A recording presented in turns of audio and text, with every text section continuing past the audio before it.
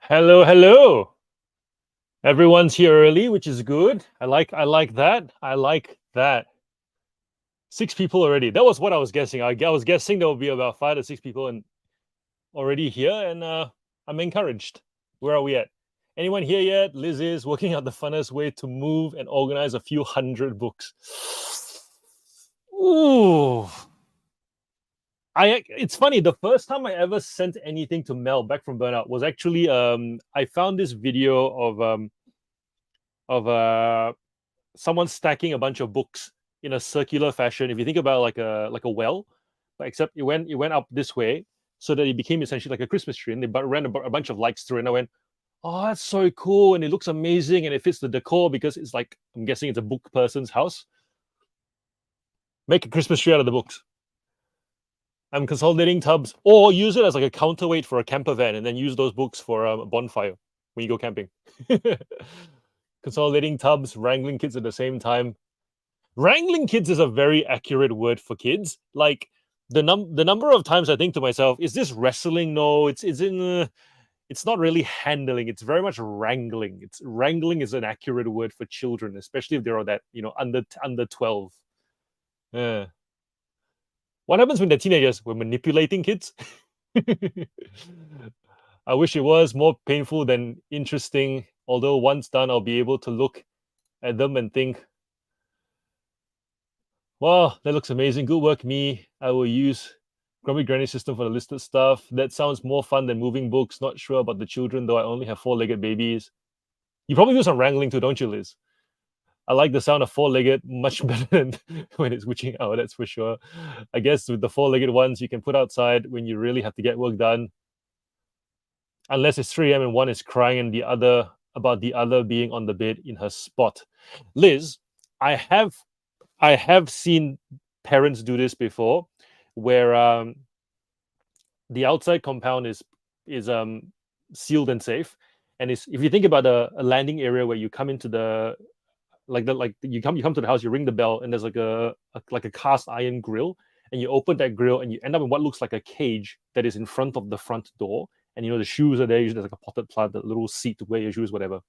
I was at a friend's place, and the kids just would not let up. Like, they were moving house, and they just would not. Like, you could, no matter how many times the parents would like read the room, come on, guys, just play nice. We're moving stuff. Just get out of our way, and just wouldn't. And the dad eventually just snapped, and he grabbed them. One was 4, one was 6. He grabbed the 4-year-old, took her outside to that cage, just went, "You're here. You do not come in until I'm done." Grabbed the 6-year-old, went to the back of the house, another like sealed off kind of a veranda type area. I'm guessing with like it's like a sunroof, sliding door. You here, literally split them up into separate cages in the house. And then after that, I was like, "Did you know that you could do this?" He went, "Nah, but like I just couldn't take it anymore. Like, just too much. We're moving things. I cannot. I feel like I'm gonna get hurt. I'm gonna hurt them." And just suddenly, I just went, "I guess I have these two places I can put them separately." Never thought of it. See what John goes. See what happens when this starts earlier 1 week. Hi all. Are we taking guesses what time John popped in his own live chat? Well, 9:05. It turns out. Brad is here early too. Retroranga, hello, hello. Sandra. My daughter is still sick. Yes, my daughter is still sick, but I've had the best day. I've had a day where I've done literally no work because, and I was thinking of documenting this as well because I did no work for a day. It would make a very good thumbnail / title video thing, but I just didn't want to do it today. And I think as when you do YouTube, there's this tendency to like, I need to record everything, and then some days you just go, you know what? Nah, if this day is meant to happen again, it'll happen again. But really, so today, so you guys know, yesterday, daughter is sick. She vomited 4 times throughout the day. Just miserable, absolutely miserable. It's heartbreaking. You just want to become small, go inside and fix it all for her, but you can't. And then so packed everything that was due yesterday and today. I've got 2 business days handling, and then just for this, I cannot do same day or next day, just because with kids it's very hard to do it. And so then the aim was for today to be an off day, and I was super preparing for today to just be look after miserable little. daughter, and she woke up great. Still at the doctor's appointment, took her there, and found out that her ear infection has actually gotten worse. She's got a really high pain tolerance, which is scary for a parent because you know that the moment she cannot sleep, then it's really bad. But she can actually go through, several weeks of having something bothering her, and she won't bother mentioning it. The brother is completely opposite. The brother will like he'll tell you he's sick 2 days before he actually gets sick. Those people who are like, yeah, I think I'm coming down with something, and then they start moaning about it. And you're like, bitch, please. And literally 2 days later, they're in bed, and you're like, wow, you knew. So I've got one of each. So with her today, essentially in the morning, she was fine. Took her out. We went walking all these different places because she just wanted to hold my hand, and lots of caring, lots of snuggling, lots of leaning in, lots of just staring at her face. It's a cute little face, such a cute little face. In short, I spent the whole day bonding with my daughter, and it was beautiful. And I'm very full right now, so full, and reminded me why I choose this business, because it allows for those days to happen to their fullest. There was no scramble to get work done and deal with politics just to get a day off to look after my family. There was no sense of guilt to do this. I remember working in a job, there always was a tinge of guilt. Doesn't matter which workplace I went to, there was always a tinge of guilt that you're leaving the team behind. Today, I didn't feel any of that. It was a completely free, unencumbered, full day for the both of us. And tonight, when we were putting them to bed and we're saying our prayers, and I'm like, what are we all thankful for today? She's like, I love my daddy. He is the best. I love my daddy taking me shopping. I love my daddy taking me for lunch. I love my daddy giving me cuddles. I love my daddy. And I was just like, oh yeah, today was her first time in the garage as well, because she just didn't want to. I kind of left her alone to watch some TV, and then she just decided, nah, I want to come to the garage. So she kind of hung out in the garage with me while I was taking some photos. I got an hour of work done towards the end of the day. She's like, I'm thankful that I get to go to the garage with my daddy. And so, yeah, very full, as you can tell, very full. Yeah. Drew's here. Hello, Scott. Hello, hello. Scott, you're gonna have so much fun when 13 hits. Figsy, hello. Yeah, it's we have this storybook called "Dad Jokes Are the Best / Worst," and you can already tell by reading the jokes that my son, he's turning 7, and he's already at this age where he goes, yeah, I know it should be funny, as opposed to, oh my gosh, this is so funny. So we've gone from, oh my gosh, this is so funny, to, I guess this should be funny. And I asked him, I said, you reckon you could like just find them funny just forever? And he's like, nah, I'm gonna get there, and he's already kind of charted, I suppose, that progression in his head, because we go camping with all these other kids from school and their parents, and he does hang out with kids who are like year 5, year 6, year 7. And he sees, right, the year 6ers are not laughing at the lame jokes. The year 6ers are not laughing at the, oh, how does the sea say hello? It waves. Like they're not laughing at those jokes anymore. So he's kind of, it's weird watching a kid look at that, and then he decides, oh yeah, it's gonna happen. I'm just gonna accept that it's gonna happen. I'm not gonna fight it. I'm not gonna feel the need to deal with it. It's just, yeah, it's gonna happen. So Scott is like the exorcist. Drew, my daughter has just gone 10, and I know I'm in a world of hurt over the next couple of years. You know what's funny, right? One of our friends, their daughter turned 7, and they had dinner at the Langham, and she's one of those that if you let her enjoy something nice, she will just dig in, like she just goes for it. There is no restraint. It's like, oh my gosh, buffet, go for it. And it's so cute at a younger age. Like I did that with toys for my son as well. And then Jenny finally went, you do realize that if you don't slow down when he gets to like teenage years, he's gonna need a lot more, and it's gonna be a lot more expensive. And I went, ooh. Ooh. So me kind of transitioning him to Lego and being like, hey, play more Lego, is because Lego, I suppose, lasts a lot longer. But man, like I remember I've got friends who've got, their kids are into Paw Patrol. It's like $700 of Paw Patrol toys, and you put them back on Marketplace for 200. You get the 200, add another 500, a bunch of Marvel figurines. Then you like, get 200 on Marketplace again, add another 500. Then it's Transformers. It's like this wave of just expenditure for toys. Yeah. Oh, kids. It waves. How's everyone's week been? Well, clearly you guys know how my week's been. It's See ya, Furlong's in the house. Hello, hello.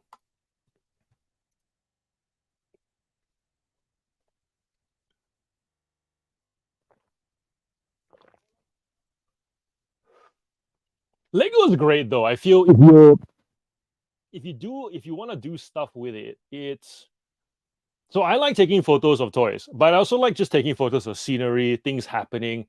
And I think with Lego, it's just nice to make a scene, take a photo of it, and just laugh at, hey, we made that happen. I actually picked up this, if you can imagine, a large fixed rate box of minifigure parts. So there were no complete figures in there at all, but we sorted them up by like yellow heads, brown heads, like black heads, brown, like you get the idea, different colored hair. And there are all these different expressions. And I think it didn't occur to me, um, because growing up, we didn't have the this Lego, all these Lego heads. We just had this was the only Lego head we had. I mean, like Brad, Chris, Scott, you guys remember like Lego back in the day was just that's it. So and then you maybe had like the odd girl face with like the sharper kind of makeup eyes with the lipstick. But the variety of heads now, like just all the different expressions. I was just sitting there. We put them on little spikes, and I was just talking to my son like, is there like a disgusted face, or is there like an angry face, or is there like a cheeky face? And then we were just making faces. You're like, it's just there's just so many options. And so yeah, I really went hard for this lot, and I picked it up. I think I paid $480 for it. It came and at first, right, it looks like a lot on eBay. On the eBay photos, it comes, the box looks like it's smaller. When did I pay 400 something dollars for that? You open the box and you're like, right, there's a lot here. We're just sorting.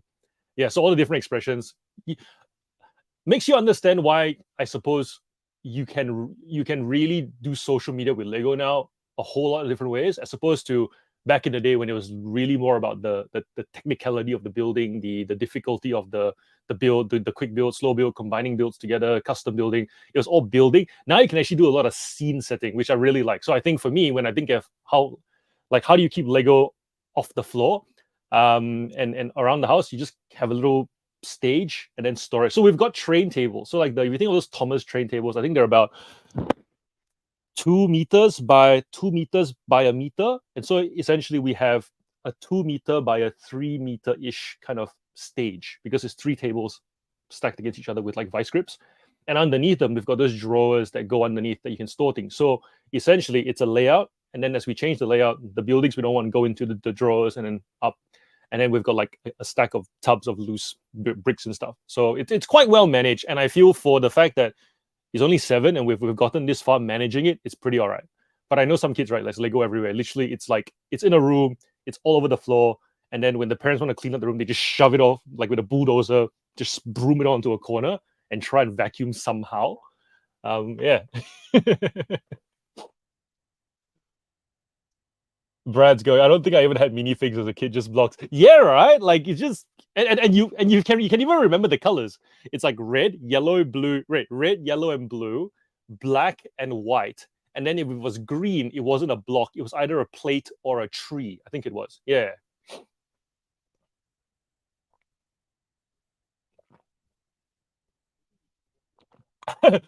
Sandra, we were excited for roof tiles. Just anything with texture. I remember I pulled out my old Lego tub, and yeah, it was just all common blocks, right? But I somehow had a like a block of like the one that the green block that looks like a cloud, but essentially it's meant to be the leaf part of a tree, and for the most part it's just green. But I had a rare one apparently that had like apples printed on them. It's like, oh, it's rare now, but back then it was just you were just happy to find a block that had fruits printed on it. I'm glad I got back into Lego with my kids, but I've ended up with more sets than they have, to the point I may need a storage unit. You see this? This is one set, and this is the start of a shelf. And essentially, we've got Lego. It's one of those like commercial racking things. We've got like one, two, three. What the heck? We'll turn the camera. Ta-da! And this stuff goes deep as well. It's like there's like layers to this behind there as well.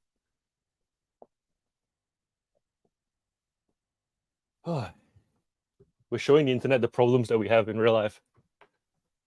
In my day, only the rich kids had Lego. So I grabbed the massive 8 bags of Lala Loopsy large dolls and playsets. Oh, why? Okay, I have Lala Loopsies in tubs as well. I don't know. They look creepy, man. They're like they're the ones with the button eyes, right? And button eyes and the braided hair and like the floppy arms and legs. I struggle with toys that I don't know what kind that I don't know what kind of kid buys these things. It's like Spawn figurines, right? Like Jada was in his last video, he was talking about like auctions, and then there were all these Spawn figurines. I remember I know there are collectors for them, but I remember the first time I picked one out. I'm like, this stuff is creepy ass. Who is displaying this in their house and being like, hey babe, check out my collection of Spawn figurines. That guy doesn't have a face. Pretty cool, eh? Like that. Maybe because I grew up really sheltered. I did have a very sheltered upbringing as well. So maybe that's it. But yeah, that kind of stuff, I don't know how it works. It's one thing to know that it exists, because people say when you sell on eBay, just don't bother understanding why someone buys it to the nth degree, but just accept that there are buyers for it. Put it up there, sell it. If they keep buying, you keep selling it. That's your business. Accept it. I accept it. But I still haven't, no matter how much I sell these figures, I cannot quite wrap my head around why someone would want that. So someone can maybe help me unpack that. So send me Lala Loopsy dolls. Like they look like the kind of dolls that if I gave it to my daughter, as cute as she may find it, one day it will just wake up and like strangle her. It just gives me that creepy vibe. Does it make sense? I don't know. Top rated smell. I threw out all my kids' toys and just gave them sticks after your advice last week. They're probably happier if you just gave them sticks, a variety of sticks. Oh, speaking of a variety of sticks, for those of you guys who didn't know, like in Malaysia, you guys, I've mentioned a few times, like I got caned growing up. We had public canings at school. We joke about whether the teachers kept the scorecard. One teacher in particular, whenever he would literally first thing in class when I was in year 5, he would say, "All right, who hasn't?" He would just ask who hasn't done their homework and allow us to admit it, because essentially we would all be allowed to lie. We all then had to line up and get one cane on our hand to go back as like a punishment. So he'd ask who hasn't done it, hands up. The kids would line up quickly. And my first day there, I didn't do my homework. I was like, what kind of kids are rushing to line up? And then, of course, I'm the last one. I then get told, I know you're new. Here's what we do. You have to go to my office and get the bucket of canes. I'm like, what is this? So I leave the class. I go to the staff room. His room is at the end of the staff room. So if there was ever a walk of shame, that was it. It's you're leaving the class, walking out. Everybody in that I guess that level of classrooms, there's open windows on the side. And they're like, they know this is the kid who is walking back to Mr. Khalil's staff room to go get the kids. I didn't know. But then as I did, I was like, oh my gosh, I'm going to this staff room. I have to walk past every single desk to go there. And the only time a kid has to go to the office to get the kids is for that purpose. So it's a very he pretty much, sadistic or otherwise, created this system where he didn't have to berate children to tell them they did homework. He created this sick incentive system where the last one has to go do that walk and get the canes. Not only that, when I brought it back, I had to line up at the back, and from the front to the back, the one in the front got to choose which cane they had, and there was a variety of them in that bucket, from like thick ones to thin ones to flimsy ones. So essentially, if you're the type that you wanted a bruise instead of like a thin bump kind of slice, you'd pick the thick cane. And then if you wanted the thin cane because you were hoping that it wouldn't hurt as much, and you opted for the sting, then you get the thin cane. And then essentially whatever was left, you got whatever was left at the end. It's like, wow, all that for primary school kids. Go figure. Crazy. You can buy a vacuum just for Lego. Really? That's nuts. You have to link it to. You have to show us a link, Liz. 400 sets I need to build. So during the 24-hour live stream, I was thinking of building like a Lego set in stages to kind of mark how far we've gone. I haven't quite worked out the rest of the logistics yet, but I was thinking, what's a good way of marking time on a 24-hour live stream. And Lego set. So essentially, if after we hit like 4 hours, we build a portion of it as like a 20-minute break, and then that photo goes on Instagram. Then when people come back, they're like, "Oh, how far along has the live stream gone?" They can see, all right, the set's kind of at this point. I bought 8 kilos of mixed Lego 3 weeks ago. 2 kilos worth of Woolworths Lego. Too many hours sorting. Too many hours playing. Yeah, for the price I paid, it's really cheap to get into it and learn what's valuable and what's not. True. Scott, Halo figures are amazing. McFarlane make really nice figurines. My only gripe with McFarlane figurines is that you can't. What's the word? It's not. They're not durable. Like they're made for posing once or twice and leave it there. Hey, Pete, you know what I mean? Like they're made for once or twice, pose it in the action pose, leave it there, pop the feet into the stand if it comes with a stand, and never move it again, and they will stay that way for eternity. But the moment you muck around with it, like you take it out, you want to change the pose, I think like between 10 and 20 times of changing the pose, the limbs just get really loose. The bit that holds the bolt together for the elbow, like it starts to peel open. You can see it kind of do that, and then the fingers start snapping off from the way where they hold the guns and stuff. Sub champs, yeah. So McFarlane figurines for me, super like accurate detail, great for posing. If you want to put in a glass cabinet under lights, take photos, whatever. But the moment, which makes it really hard to buy secondhand, because if you're buying it from a parent whose kid has played around with them, they're essentially useless for resale. Especially if and because the material is also really heavy. It's like with the Marvel Legends figurines, I've noticed that they would choose slightly different materials for the torso, just so that it's not so heavy when you pose it and you can lean it forward. But with the McFarlane ones, it feels like it's all that really heavy, dense plastic that, especially those ones that have ankles, the moment they've been played with, you pose them and it's just like zoop, they just kind of flop sideways. Same with the Sota figurines, the Street Fighter ones. When you find them, if they've been a collector's one, worth a lot of money, but the moment they're played with, useless. They can't stand because the feet just split open and then they.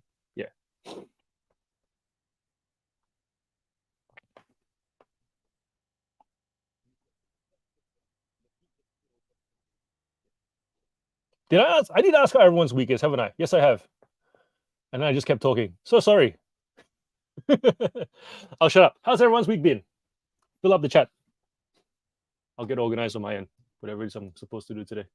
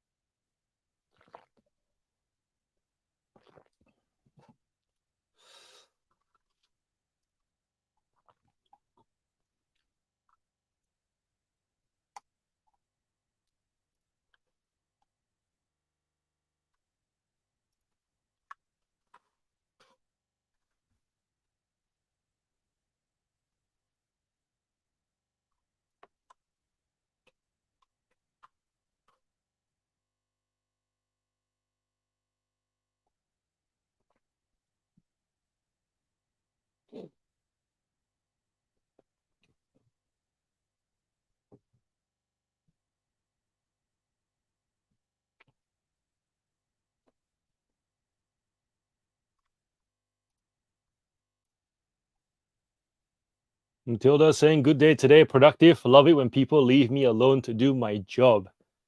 Are we talking the alterations? Or are we just talking eBay? Or are we talking just leave you alone in general? Because you're out of your brick and mortar and you're at home. At home.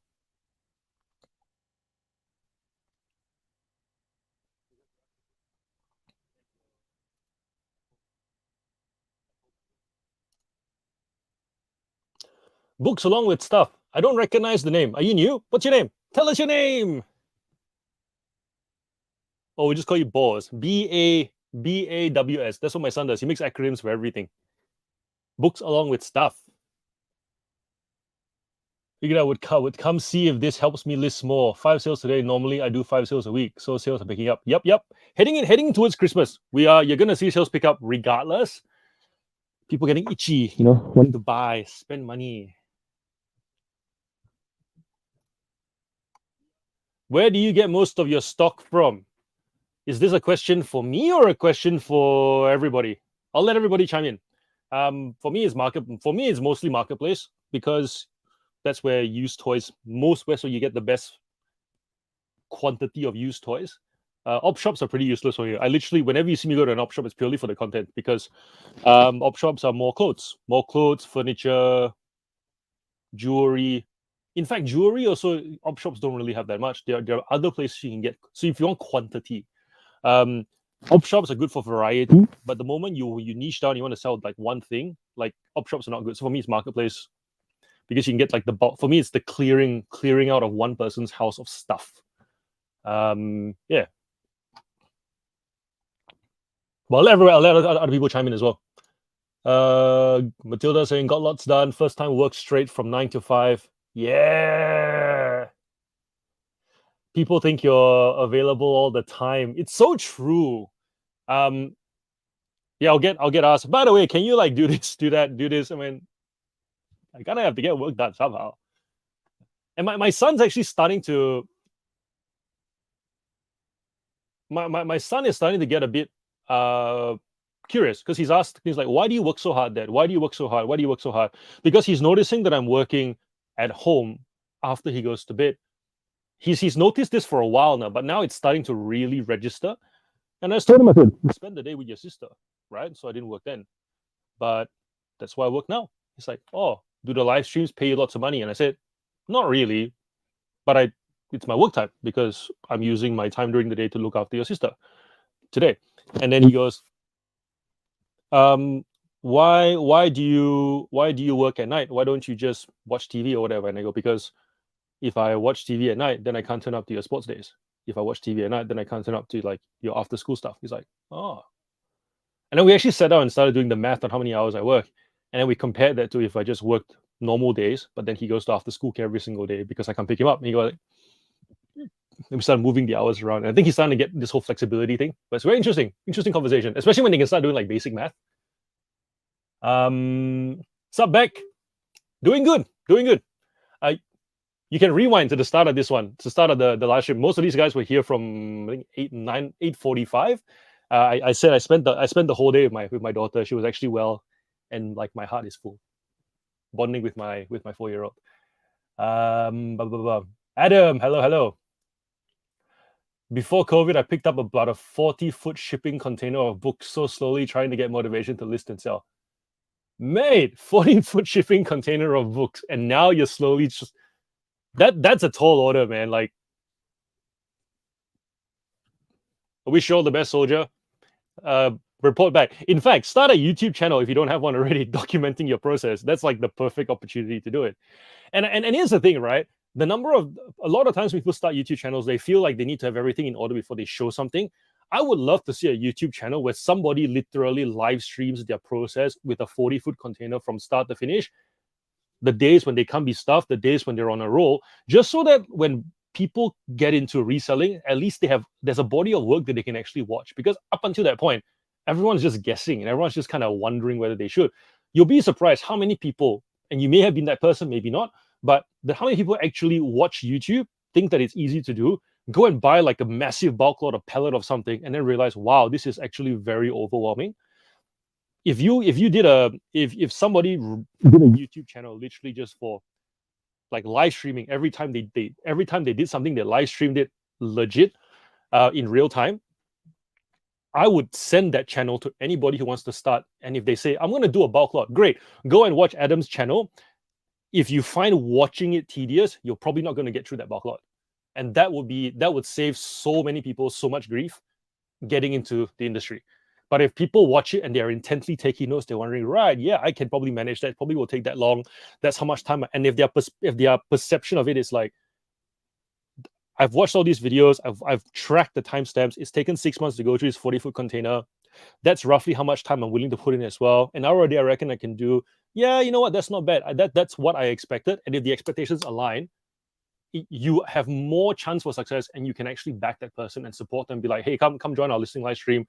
We're all here to help you, because you know that this person isn't trying to bite off more than they can chew because of some pipe dream they saw on YouTube from someone who gave them like 5-minute snippets every so often. So yeah. Mandy, today's review of the week. Oh yeah, if any of you guys if any of you guys feel motivated to do listings, and you have a pile of stuff to like already list, take a photo of it and tag me on Instagram so that I can like reshare it, like Mandy's post and some of the other stuff. Like Avalon did one as well, because the fact that these Tuesday, Thursday things happen weekly, I'm trying to get it to like 100 people listing on a Tuesday and a Thursday night. At the moment, we currently do between, for the most part, 25 to 30 people ongoing for the bulk of the night. But in and out is like between 50 people. It would be really cool to get 100 people listing exactly at the same time. So I need to push the event. And for me to push the event every single week, I need content. So if you guys want to review it, take photos of the stuff you're going to list, like I'm ready, I'm prepared. Thanks for running it, whatever, right? Do your own thing. That way I can like reshare it. And then that's the content to kind of, because me doing the screenshots of the live streams gets boring after a while. That's what I think anyways. So thank you for letting me reshare your stuff. Mandy, Matilda, Avalon. Who else? There have been others.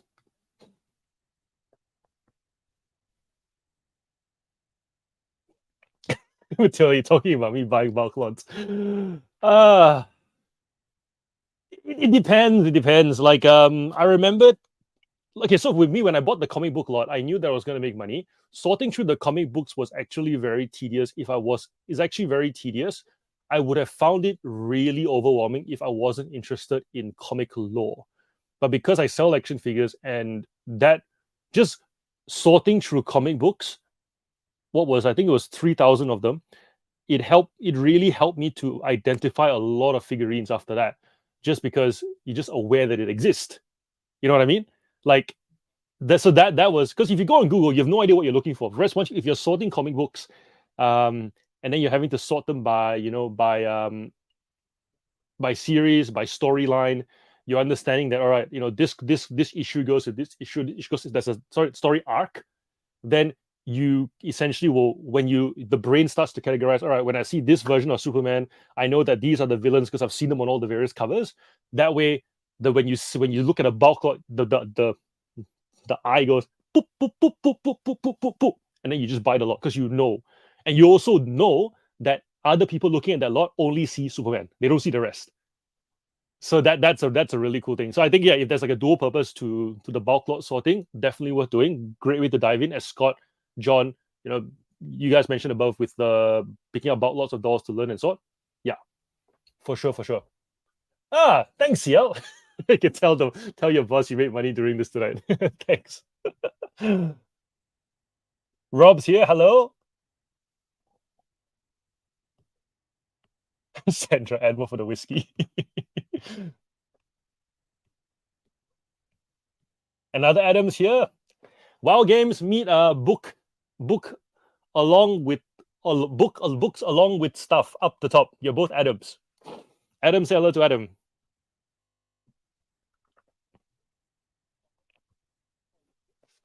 Cindy and Nigel's here. Hey, hello.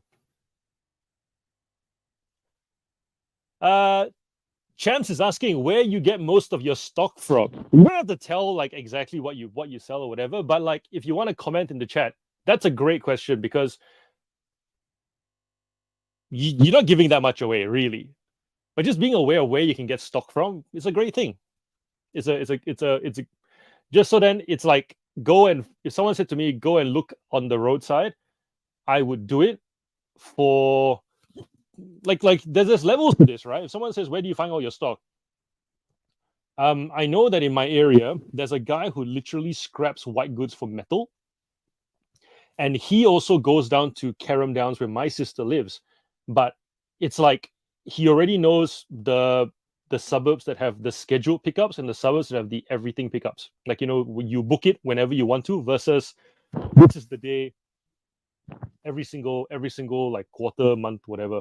And so he does his rounds. He has this like whole schedule mapped out. He's just driving, and I guess if that's the only thing you're doing and you're looking for like the one thing, you're bound to pick up stuff. So yeah, there's levels to this. Peter Van Winden, 75 Facebook, 25 word of mouth. Word of mouth. How does the word of mouth work for you? Because for me, I get with toys, mostly it's parents who say, I don't like. There are parents who they give their address out once, someone doesn't turn up, and then they get a bit scared and they go, I don't really want to give my address out anymore. And so that's my word of mouth that I get. Parents who through the school, they go, oh yeah, John, someone told me that you sell toys. Is there anything here that you can buy? Like we tried selling it on Facebook Marketplace. We got stuffed around a couple of times. Don't really like giving our address out. Don't really like hanging around. And then they expect me to understand because I do. You've got school events, you've got after school things, you've got weekend stuff. You don't want to go. You don't want to just like stay there waiting for someone to turn up. Between 3 and 6 o'clock. So they'll just say, look, come check it out. And for the most part, they're already prepared for me to give them a number, and they know that I'm quite reasonable. And usually I get about 3 to 4x what I pay, which for easy stock I don't have to compete with people that I like. I'm not gonna force the 10x because it's coming to me, so it's easier that way. Mandy is mostly at op shops, but for the past couple of months it's been small bulk lots. Yep. Matilda, 25 in the chat. Yep. Sandra, Marketplace, op shops, family and friends. Scott is if it is in my big niche and in bulk, I'm buying. Yep. There's it's funny with that point. Like, I'm not sure. Have you guys listened to the podcast where I think it's Philly Flipper, Mel, Bolt Finds, Chris, and Tech? It came out today. Haven't finished it yet, but in there was this. They mentioned something about you buy a bulk lot, you break even on the rest, or you even sell the rest at a loss, so that your average cost of goods for the stuff you want goes up. So, for example, if you're buying like 100 items in a tub for $100, technically it's $1 each. But then if let's say you only want 10 items, I paid $1 and they sell for 100. Is it really so bad to sell the 90 items at 10 cents a piece, right? So that you're averaging out your cost of goods, and so your cost of goods goes from like $1 to say $9, but it's okay because you're still making 100 anyways. And some people, they find it very hard to sell the rest at a loss. They still feel the need to break even on the stuff that's not valuable in the bulk lot. Consider that. It's just creative math, really. And so if you sell the rest at a loss and you're still making good profit on the stuff that's desirable, why not? That could be a way for you to take on a bulk lot, move on the crappy stuff really quickly, and still make profit, though not as much profit. But because there's a mental barrier there for a lot of people to get over, that's your competitive edge already. So if you can get over that, that's one way of making the most of bulk lots. The $9 thing, the math is a little bit wrong, but I think you guys get what I'm trying to say. I think it works out to be, if it's 10 cents, 9, it's like, yeah, it'd be about $9 each. Yeah, it'd be $9 each. Yeah. Brad and Jazz, everywhere I can. At your scale, yeah, sure. It's just any stock, right? Like keep us replenishing because we're selling more anyway. So anything, if the numbers make sense, take it. Charger, I did some retail arbitrage today for Amazon. Was fun. Tell us more. Not the item. Don't give us the item. Just tell us like what kind of numbers and sell through. I'm keen on that. Like, pay this much, expect this much, should move this at this within this time frame. That's kind of what we're after. Champs goes, mostly sell media, find auctions and op shops, only have scraps left. Sellers already picked through the stuff. Yeah, so where do you go if you're doing media? Scott, that's the way. Yep. Sandra, I have used what if I buy it all? It works. Yeah. The number of, because that's the value, right? It's like, I'll just clear the space. Don't worry about it. I'll take it all. My problem now. Especially if you're buying from people who view them as a problem, that my problem now is like a very obvious, like, yeah, go, take it, just take it and go. Take it and go. Take it, go. The octopus is here. Everyone behave yourself. Chris, hello. Anyone use scanners and programs to see Amazon ranks here in Australia? I don't. I'll let someone else answer that question. Anyone use scanners and programs to see Amazon ranks here in Australia? I'm keen to know. Because I'm all about the eye test, so I don't even know where I'd start with the whole scanner thing.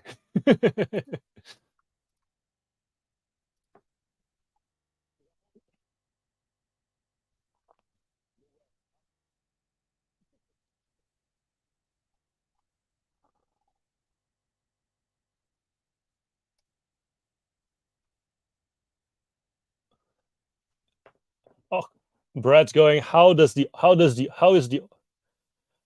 Overlord a mod? It's part of the release agreement, but then also I realized that if somebody can cause me such suffering in such a short amount of time, there is no better person to enforce the chat than the disgruntled and almighty octopus, and therefore such power was given.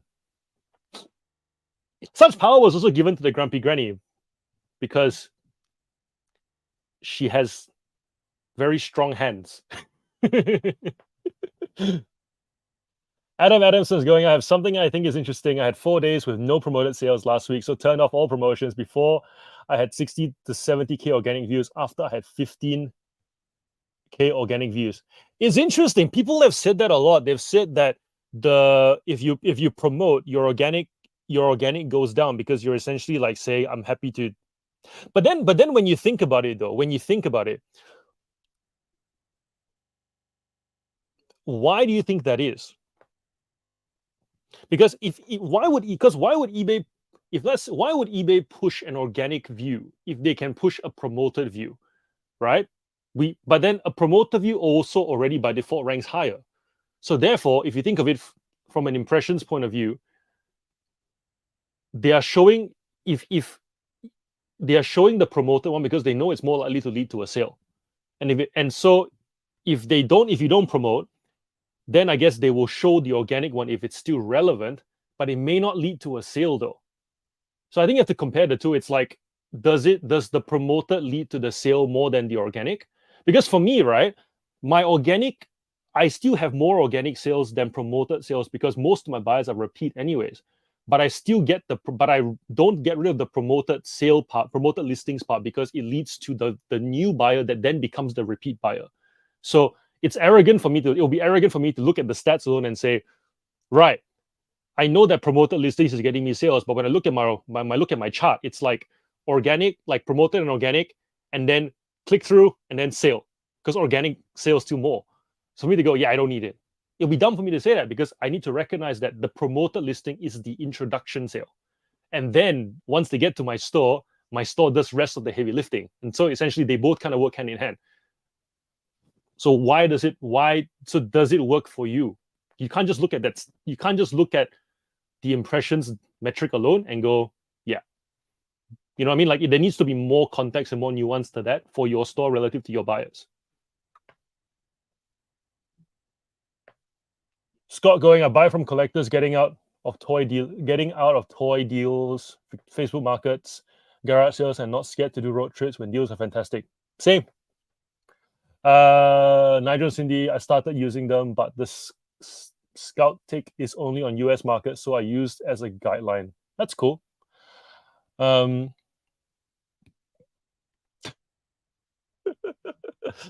Brad, if you want to be a mod, just say you want to be a mod. Don't kidnap me again. That experience was horrible. It was not fun.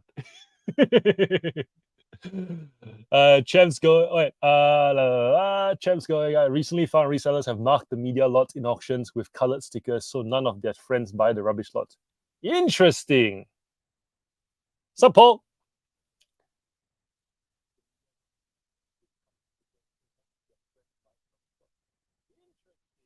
Scanning books in the library. That's really clever, because it's like no one's there rushing you along. You're learning. It's like do whatever. There isn't that fear of getting called out for doing something you're not supposed to. That's really clever.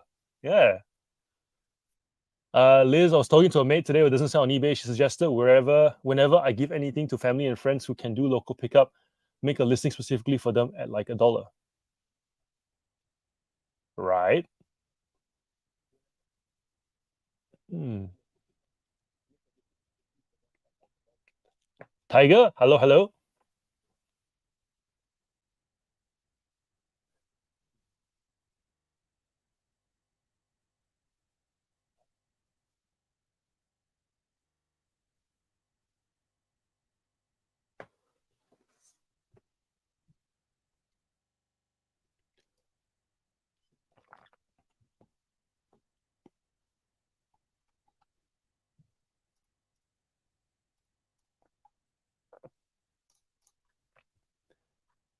Yeah, because like I can imagine, like I can imagine a good library will have a lot of high value books, especially if you go to like special interest libraries. I remember at Monash, right? We could just wander into any library. There were no restrictions. So I mean, if you really wanted to get into academia, you could just go on campus, pay the parking, wander into the law library, and scan a bunch of books there. You could go to the science library, the arts library, take the lift up to the hidden archive levels and scan a bunch of books there. I don't see like you're not limited to the public library. So if you want to go to a more targeted space, you just wander in. They're not going to tell you no. I mean, the only limitations are you can't borrow the books, you can't use the internet. But apart from that, you just do whatever you want. Just wander in. Yeah. Mandy's going, I get overwhelmed when I look at books in op shops. So lately, I've been taking photos of the shelves and coming home and comping them from home. That's clever. Yeah, why not? Do what suits you.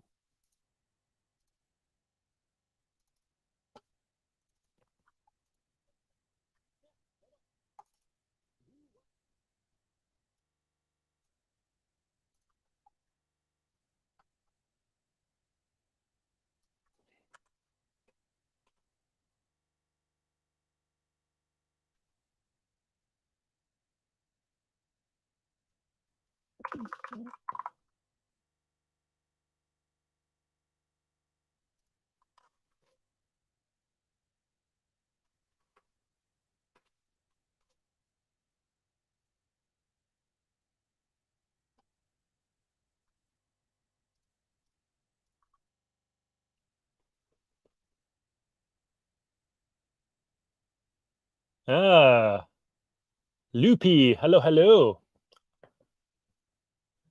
So Adam's going, my sales have stayed similar, but more smaller dollar value sales. I'm happy to promote. Just want to see what would happen. My click through and conversion has gone up, which is to be expected. Yep. And then he goes, repeat buyers around 9%. Yeah. So if your repeat buyers, if yeah, so as long as you can come up with a narrative that makes sense, test the narrative and you take some stuff away, then you'll start to notice, right, are the things that I say support my business still there, and do they continue to be there? And if they start to disappear because I've taken something else away, why is that? And then you tweak the narrative until eventually you pretty much have your store concept.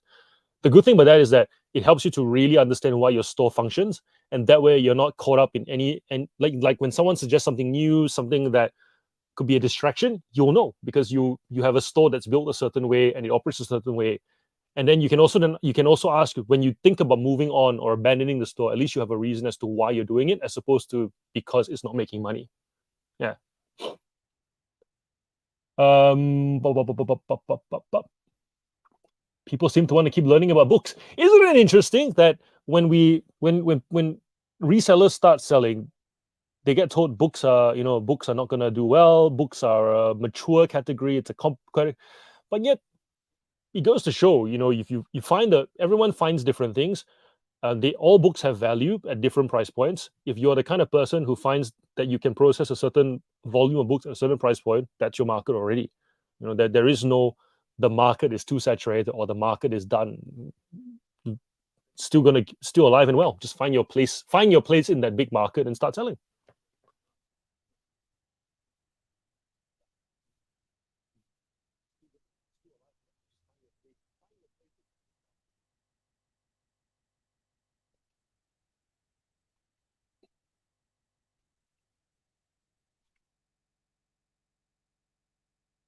Opshop books are often $4 or $5, too hard to make profit. Yeah, you're gonna have to find. It really depends. It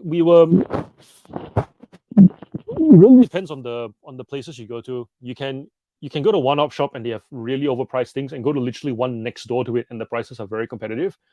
It doesn't make sense to rule out the sourcing, that's thrift shops as a sourcing option, just because you have a perception of a few of them. There are many there, and here's the thing: most op shops don't price consistently across the board as well, because they sell everything. So there'll be some places that have very great deals on toys, lousy deals on clothes. Some places you go to have great deals on women's clothes, but bad deals on men's clothes. Some places you go to, you have great deals on, like, shoes, but not like shoes, but not books, books, but not shoes. It's very inconsistent. And I think it comes down to, once again, the people who make it through their team. Some people will say, yeah, books move a lot quicker, we can price them higher. Some people will say, nah, books are taking up too much space, we'll price them lower. So it's really random. It's random. That's the best way to describe it. And because it's random, you need to sort the randomness yourself. And then just by sorting the randomness, you essentially find your honey holes. Because once again, if you can put in that effort to sort through the randomness, it's a competitive edge versus people who start going, people will go to Facebook, see all the complaints about thrift shops. Do you think they're going to come and compete with you? No, they're going to go, yeah, I'm not going to bother. I'm going to go elsewhere.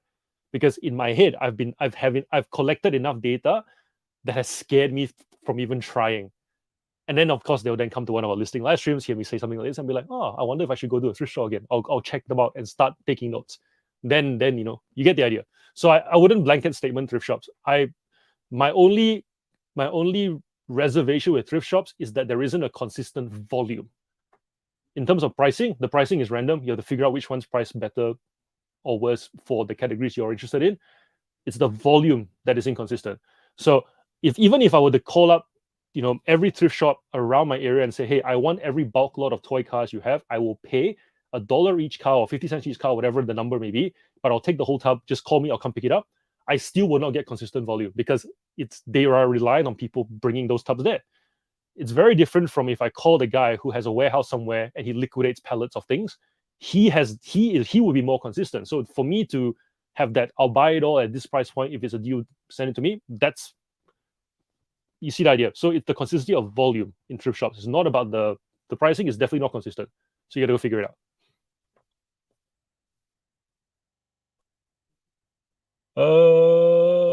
Addicted to reselling. I started off selling beer and Coke glasses, but storage can be a pain.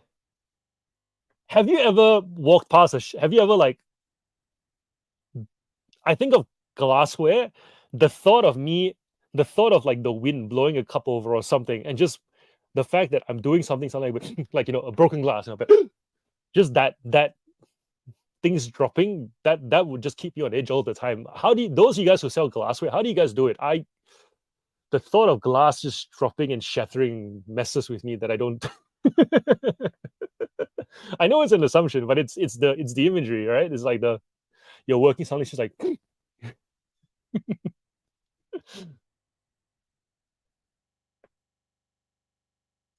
John, books are my third biggest category. I certainly do not chase them, but will take a good opportunity. Fair. Matilda's tracking the chat. We got 30, 32. We're going to start listing in 7 minutes. Yeah, sure, why not? And I maintain this in every single live stream. We don't know where the energy is going to be in the chat. Sometimes we'll get to the chat and it's like high energy and we just talk at the start. Sometimes we'll start listing at 9:30, 30 minutes, 10 minutes, and then the 10-minute portion, there's nothing to talk about because everyone's just doing work.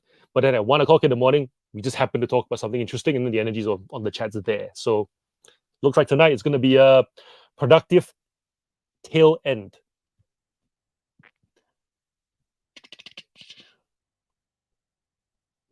Adam's got 700 of $3 to $10 items and around $100, $200 items, even though they're in the same category. I'm thinking of running 2 stores for different dollar values, as my buyers tend to bundle similar price items, and it would allow me to target each market better and see the health of the higher value listings better. You can only try. I do see what you're saying, though. I also noticed that. Oh, hold on. I noticed that for me it's by range, and the dollar value is determined by range. So I guess what I'm trying to say is, it could be the dollar value or it could be the range of items and so you don't want to just do dollar value at the and then sacrifice the range, because you know what I'm trying to say, like if you're looking for dollar value and not the range, It could be the range that anchors the bundle, not the actual dollar value. Because I know, like with action figures, and Scott will confirm on this one. If you look at Marvel Legends, for example, you have figurines that are around that $50 to $100, $200, $300 range even, and then you have, but most of them actually were retailed at 20 to $30. So depending on if it's the range that anchors the bundle, but you say I want to sell $50 and up, you might actually miss out on a few bundles because there are some figurines that are actually attractive, but they only sell at that $15 to $20 mark because there's a very niche buyer who wants them. But so essentially, if that buyer comes to your store and goes, I'm hoping to get this figure and this figure together, but your store only has this figure, the lack of range doesn't anchor the bundle. That's really what I'm trying to get at. So figuring out whether it's the range versus the pricing.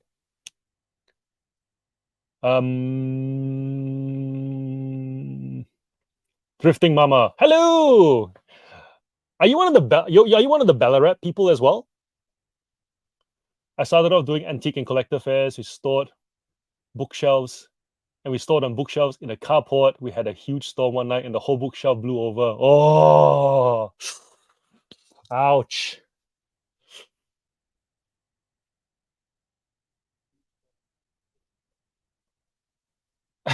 I'd like to check this out indefinitely. Brendan, hello, hello.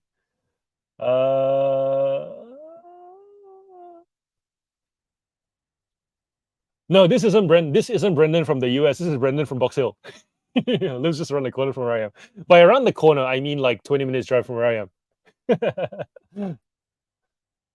Addicted. Only had a couple of glasses break in around 7 years of selling. You just need to allow lots of room, which I'm running out of. All my storage is in the garage, and the shelving is very stable. That's fair. That's fair. Uh,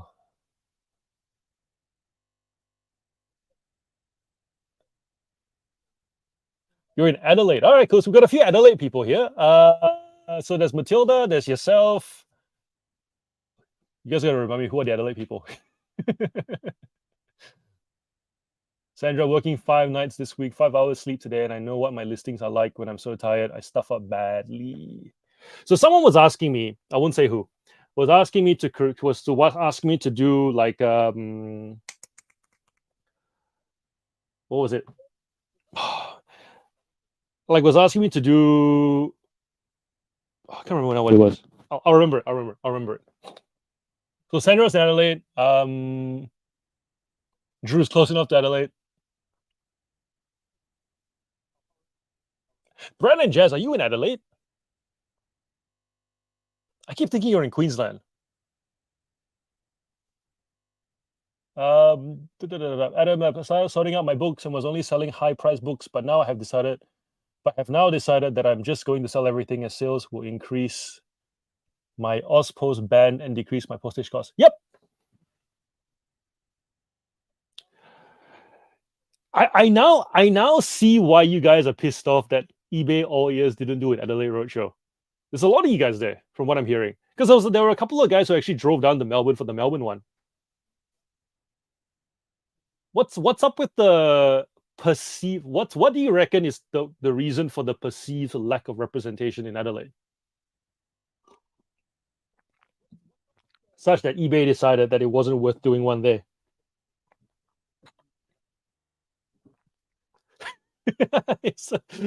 Oh.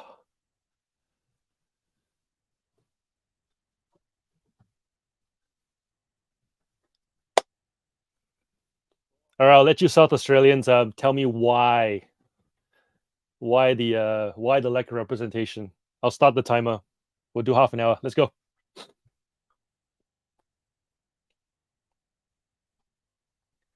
We can't promise the new people that we're gonna do listing and then not do listing, so we better do some listing.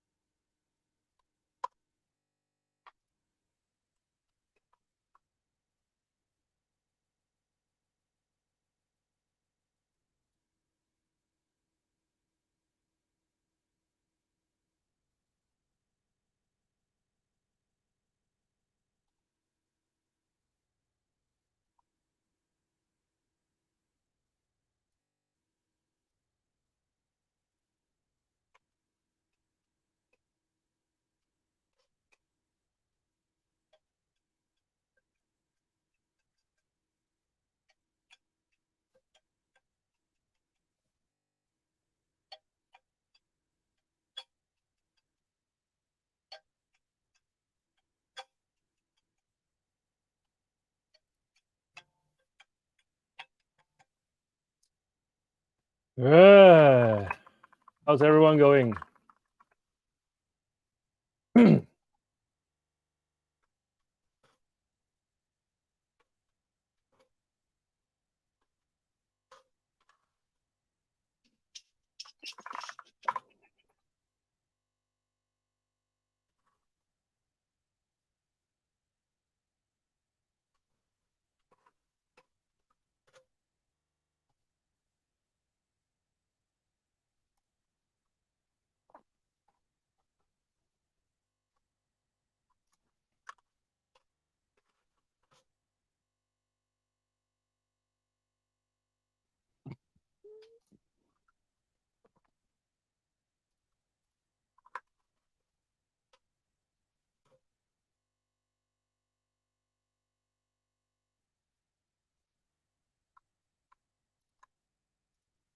Apparently, Grumpy Granny wants me to click on a link because it's a surprise for me.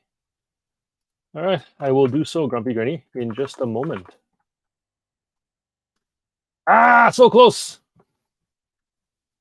I'm trying to see if I can do like a draft a minute, and clearly didn't make it. 29. Well, 28 really, because the alarm rang. But all right.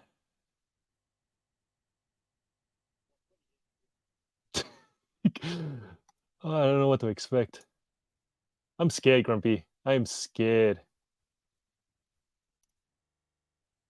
The shortest short course on how to sell on eBay. All right, let's.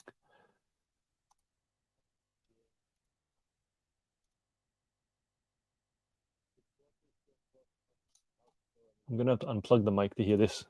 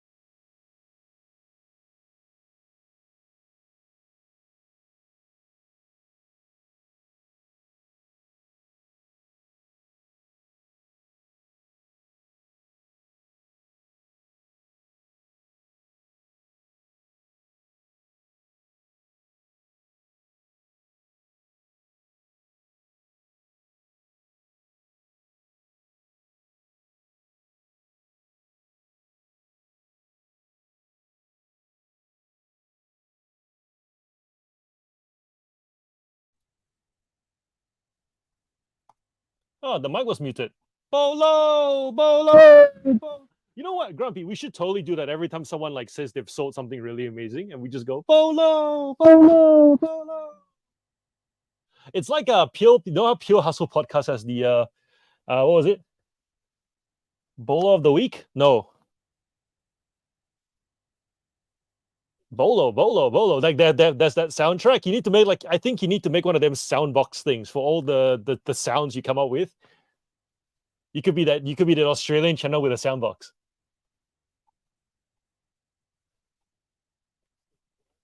I left asking if Adelaide why Adelaide didn't get attention, and people say Adelaide is quiet. People think Adelaide are serial killers. People think Adelaide is not on the US maps. Oh gosh. I will say though, Adelaide, as far as in terms of a name, Adelaide's probably the most country bumpkin name out of all the major city names. Like Melbourne sounds solid, Sydney sounds posh, Brisbane Even Rockhampton sounds like something, because you got like the Hampton and the Rock, but Adelaide sounds, no disrespect, but it does sound very country. So I suppose there's an impression there. Those of us who know better, obviously. Mandy, you're not really missing much. Visiting Adelaide. John, what are you listing tonight? Toys. That's it. Toys. That's all I've got. Chris saying good night. Welcome, Pia. Welcome, Alex. Alex, who is late. Normally, you are here either early or on time. A bit disappointed, man. Got 35 solid in the chat. People talking about more Adelaide stuff. Oh yeah, glassware gives me nightmares. Look at the aisle, and I'm like, nope, not going there.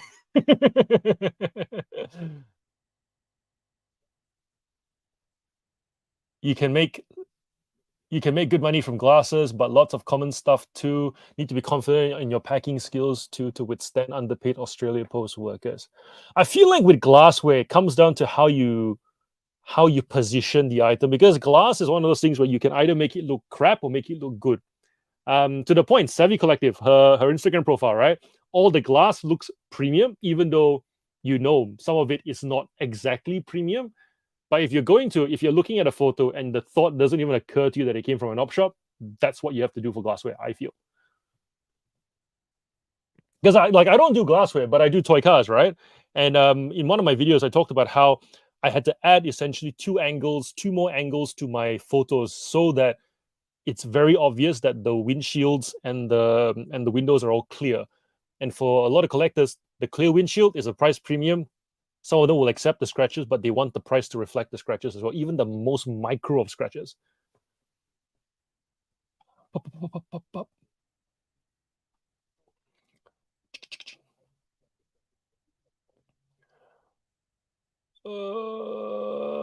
Packing is the fun part. The thing that scares me is my overall perception clumsiness in my workplace. I fear dropping a box of glasses and going, oh, yep, that's fair. If your space is confined, I have had some close calls, and luckily the only ones that have broken have been cheap ones. The funny thing with luck, right, is that if you have enough of a lucky streak, you're bound to have an unlucky moment at some point.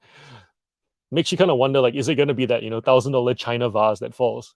You don't really want the odds to even out. You know what I mean?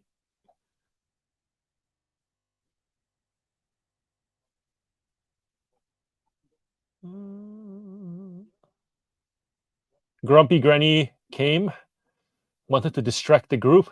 Granny, I've decided that during the 30 minutes, I will be completely silent, because I think some people do like to have that complete silence as well. But yeah, definitely once the alarm rings, I'm back on before the next 30-minute session. Like, great effort with the rap. Still waiting for Rap God though. I actually haven't watched today's video yet with Blake. I do need to watch it. A lot of content coming out nowadays. Alex, do you use eBay on your phone? And if so, how do you run more than one store? Do you have separate photos for each store? Yes. Separate photos for each store. If you're using multiple stores, wait, I'm going to put this as a thing.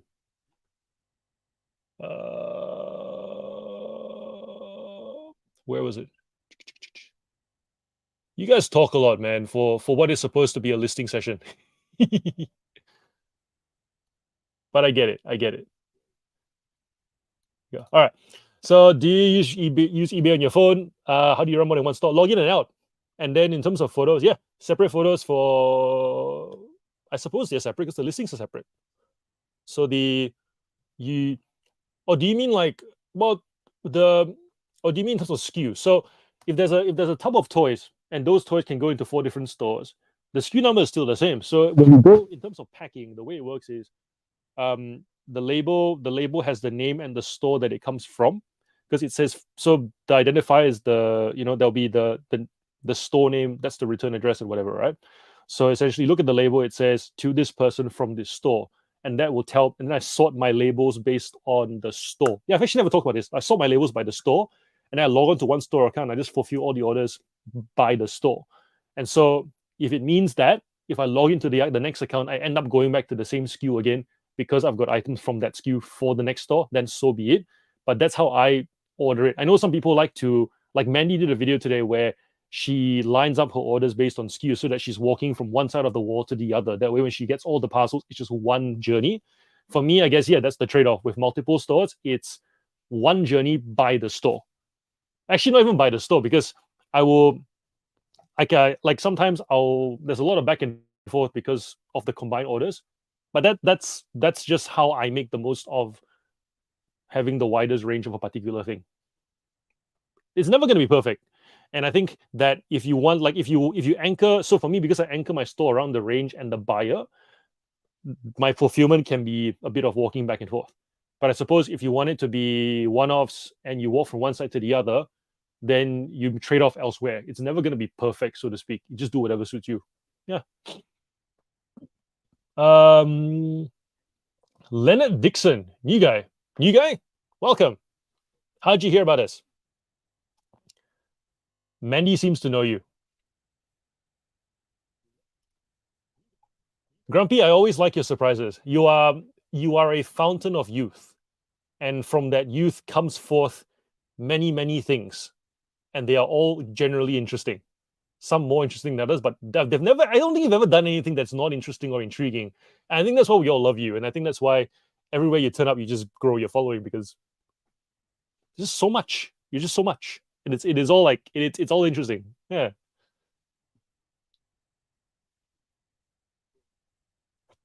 He's being a good boy doing his listings. I'm trying to make all you guys be good boys and girls and do your listings too. Oh my gosh, I'm talking like Grumpy. Boys and girls, do your listings. So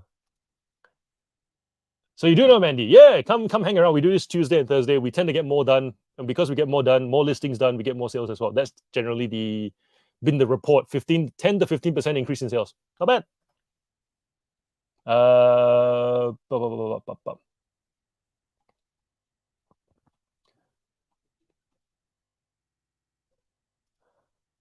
I cannot. NFL season kicks off this week. More sport to watch. I can't watch sport. If I watch sport, I end up losing too much time. I cannot watch sport.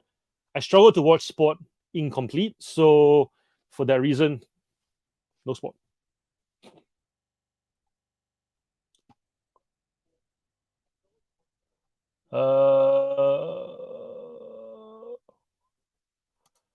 How come people watch an item before they take a look? Surely you would want to see if it's any good first before you hit that watch button. Am I missing something? Some people don't want to actually compare the list. They just want to bookmark it and come back to it later.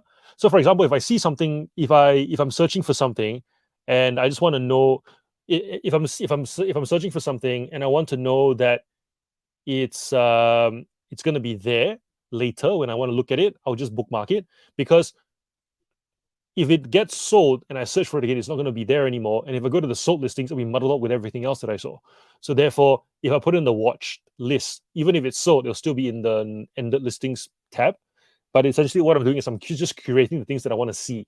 So I think that's decent. Mandy talking about the preview function. Yep, that works as well. And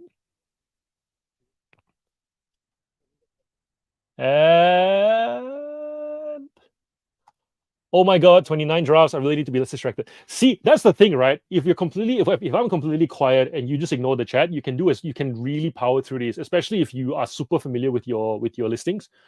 Yeah, I'm trying to get it to under a minute each, so that way, I have something to say, like something to show for this session. And I've always maintained the only way these sessions actually make money for me is if you guys do super chats like what Chris did, which essentially is a donation thing, or if someone watches the whole live stream start to finish after it's recorded and there's like an ad revenue component to it. But just so you know, ad revenue is very low, which is why I need to actually get listings done. Otherwise, Jenny will be like, why are you doing these sessions? You're not actually getting any work done.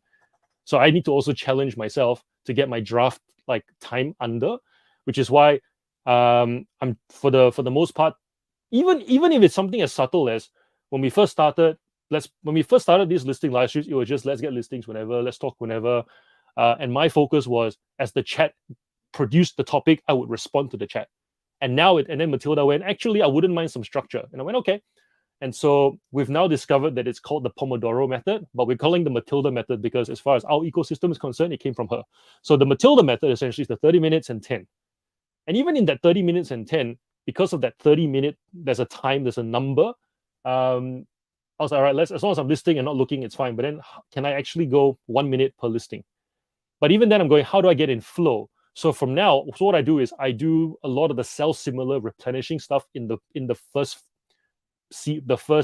couple of slots, first couple of 30-minute slots, to kind of get myself to that rhythm of like literally just type this. And I also got this puncher, as you guys have noticed, because the punching of the listing number is a rhythm. So essentially getting anything to get into rhythm and flow to make the most of the session. That's really what I'm trying to do, show you guys as well. So if there are any hacks that you guys are finding other than not looking at the chat and ignoring Grumpy Granny, let us know in the chat what's working for you. That way we can all kind of figure out how to get into flow as far as listing is concerned. Because I think that's one of the hardest things. You can list, if you're not tracking, you're not counting how many listings you're doing. After a while, I can just kind of slow down and blur. Even Tom pointed this out, because Tom's a machine. So Mel's Tom, forever Mel's Tom. Tom was in the chat and he does CDs and he lists much faster than me. I was doing like 28 listings and he was sitting on 45. And I'm like, dude. And then towards that 1 o'clock mark, he was like, yeah, John's slowing down. He could tell I'm slowing down, but the rest of you guys couldn't tell because you guys are like still talking and chatting. So we're here to kind of lift everybody up to get faster and do things faster, because ultimately we want to spend time doing other things. So if you find yourself slowing and listing and you want to get in flow, here's where you get ideas. Ask people, watch me, see, to get the feedback, you get the idea. Recommerce Dave is in the house. Hello. Yeah, Amanda. It's the chatting. The chat can be very distracting. Yeah, Mandy, we don't we don't compare. We know that across categories is very different. For me, it's once again widest range of something. Therefore, I already know most of the range. Is very much rinse and repeat. I don't know how you do, like you and Evelyn, Matilda. You guys who buy like boutique kind of dresses. What's the word? Couture? Is that like niche couture type stuff? I wouldn't know where to start. I just go, okay, this dress looks like it has flowers, floral dress, and then the next thing, tag, Google Lens, and just try to figure out a price. Yeah, I would struggle. I would struggle to do those categories. Yeah. So I managed to get 7 done, but that was pulling things from the death pile, photographing, researching, pricing. Yeah, that's cool.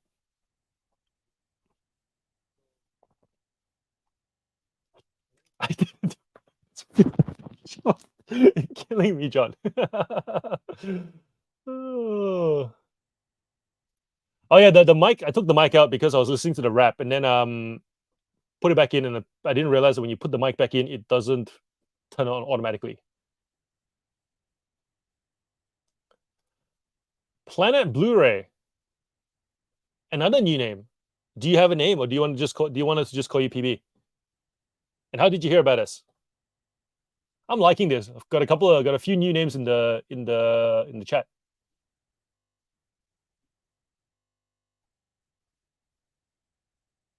Hey, Uncle Wayno's here, but he's gone now. That's probably one of the downsides of the 30-minute, 10-minute thing. People pop into the chat, I don't notice it, and they leave within the 30 minutes.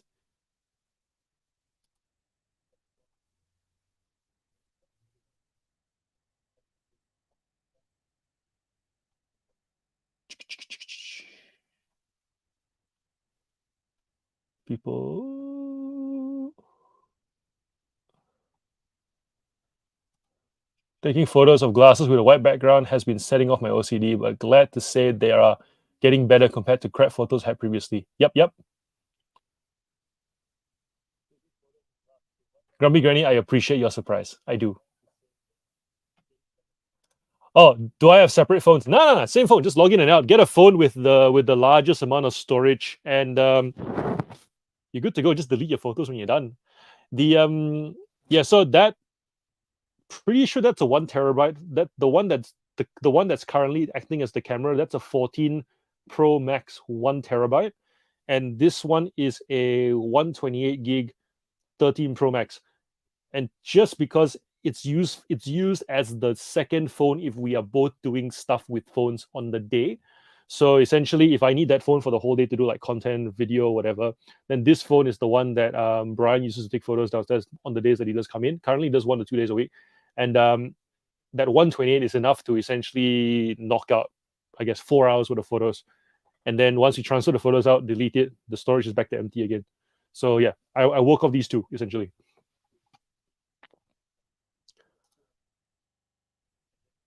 Hey, Tommy Trades. Hello, hello. I'm guessing your name is Tommy or Trades. Welcome. How did you hear about us? I hope you get lots of listing done too. I thought engagement was good for the tubes.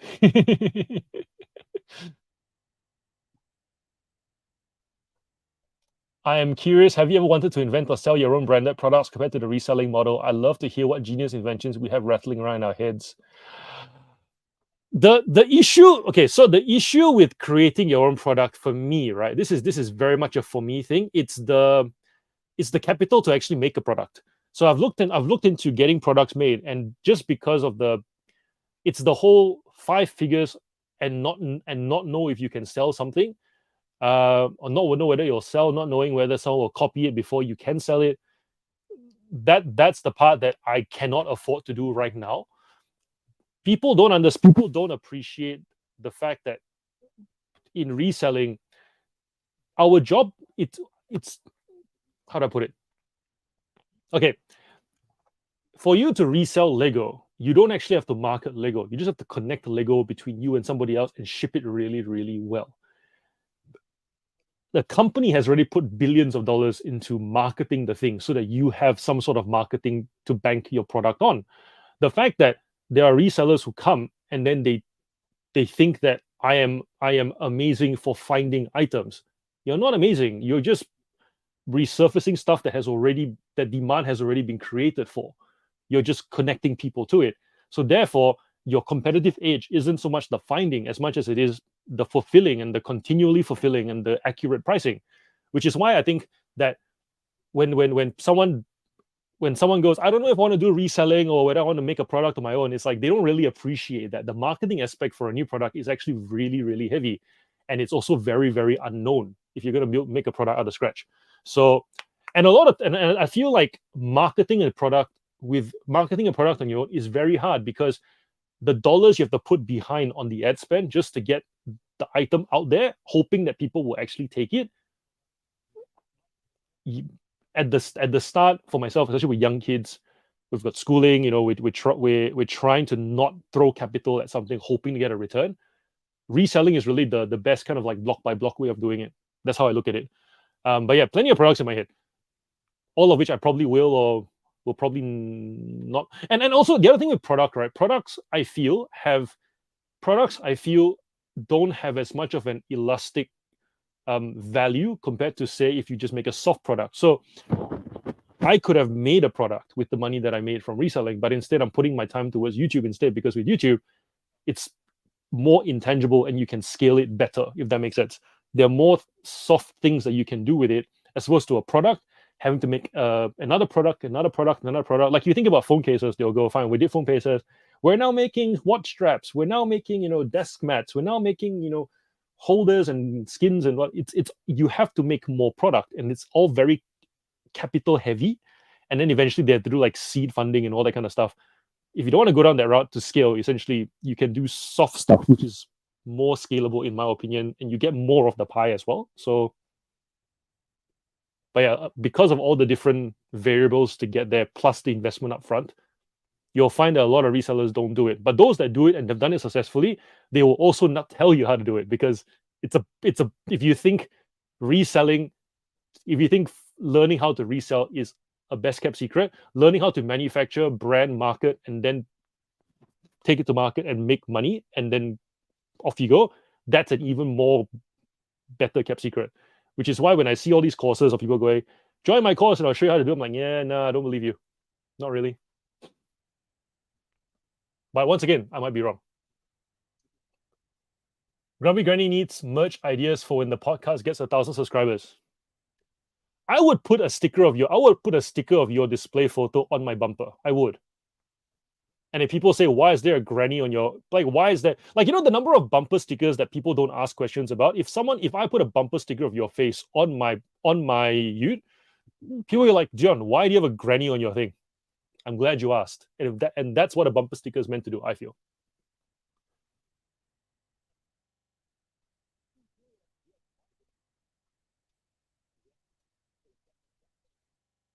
I mean, I wasn't sure about the surprise. I enjoyed it.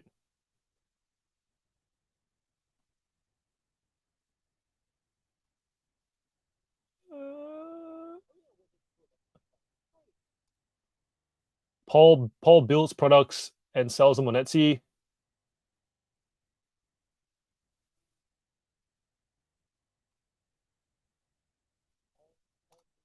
Great accountability. Yes, that's the idea. Uh,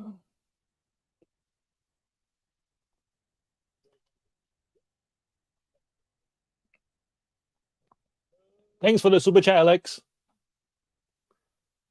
Uh,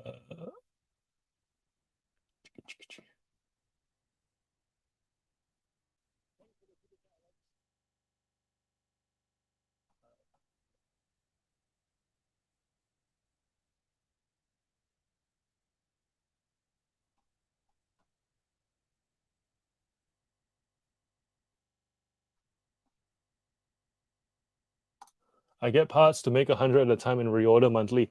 It's amazing the kind of things you can make and then eventually make it into your own brand. Like the that for those of you guys who know Lego, like my bricks lives around the it's just around the corner, and actually I happen to know the guy, and that's what he started. He just started going to Jayco buying parts to make like all the he started buy parts to make the strips that went into so they can make like lighted bulb dioded bricks for Lego. So essentially, you think of those lighting kits for Lego that you pay $200 for the Lego set, and then you pay like another $50 on top for the actual lighting kit that goes into the Lego set, so that when you display it at night, it all lights up quite nicely. And then obviously you have the lighting that's very just lighting for lighting's sake in from any random China brand, and then you have people who actually know how to design lighting so that it looks tasteful rather than tacky. So he managed to do tasteful plus really concealed things, and then eventually started to make more proprietary connections. I think now he's got some sort of thing going on with Lego, and I think he's now partnering with Lego. But that's the thing, right? If you want to just grab parts that are available anywhere and make something that has value attached to a bigger market, then there's a good chance that if it's something that people want, then you could see a partnership down the line, and then that's your leapfrog, right, with that product.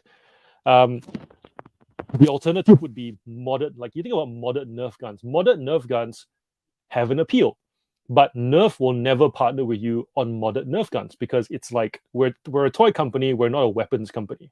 You know what I mean? So therefore, you can think about if if somebody decided to mod a toy with whatever you can find parts from Jayco, Bunnings, whatever, right? And it was something that actually added to the toy in line with their brand. That is a great way for you to make a product and then leapfrog. But once again, most people tend to mod away from the brand, like turning Nerf guns into actual pain inflicting weapons. uh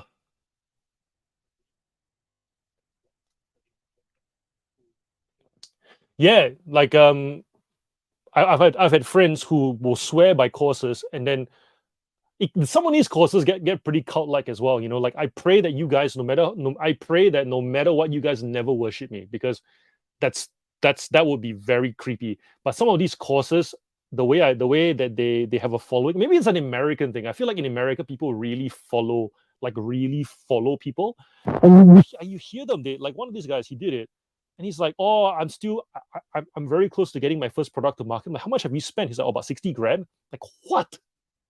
What? And like how many iterations or 3 iterations? Nah, nah. And then obviously the answer is, yeah, but you know, when it gets to market, eventually you'll will do this many in sales. And I went, no. So yeah. I'm going to make eBay Goblin merch. Who wants to buy an eBay Goblin hoodie? I'd be keen to see how that turns out. An eBay Goblin. It's not my brand, but I can see how that can be a brand. I'm very keen to see how you pull that off. The eBay Goblin. The eBay Goblin holding an eBay goblet, eating eBay giblets.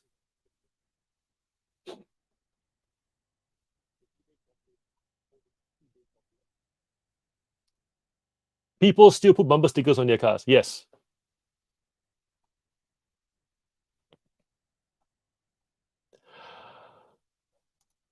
Also, I found the stream after stumbling across one of your videos, subbed from there, and then spotted you were live and thought I'd pop in while on my lunch break in the UK. Dude! International! Awesome! Welcome, welcome. Tell more people across the pond. We need more subscribers. We're trying to get this listing live stream to about 100 people listing at the same time, because that'd be pretty cool. And then maybe it'll be 1,000. Ooh, 1,000.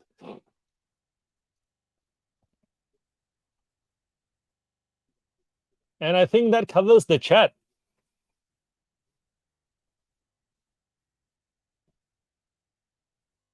Self-cleaning, Loopy, self-cleaning toothbrush holder that actually exists. They have these toothbrush holders that are, I'm pretty sure they sell it. I'm pretty sure they even sell it on Temu from memory. Hold up, I'll find it.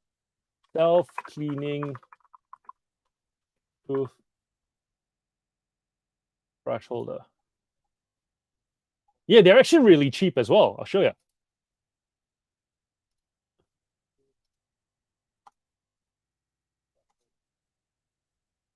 Yeah. So like essentially it's like a UV thing. So you still gotta rinse. Hold up. I'm trying not to click on. All right. Catch of the day. Let's do this. So essentially you still have to rinse your toothbrush before you put it in. But once you put it in, there's like the UV light kind of kills the germs on the toothbrush, I guess. So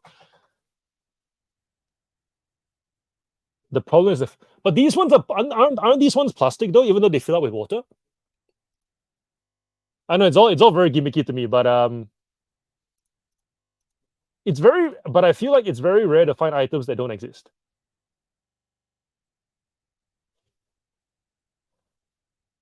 Alex asking, what's the most we've had on a live stream? I think concurrent was about 50, but that was because it was actually the topic. It was the promoted listings topic one from memory. It wasn't like a listing live stream. So we haven't like more to talk about stuff rather than list. Rob, oh dear, you're getting targeted for oral health ads for the next few months. I told you guys about wanting to get a scope because my butt hurt, and then and the general anesthetic thing and getting a vasectomy done last year, and I literally got like vasectomy ads the next day. It's so insane how the algo works.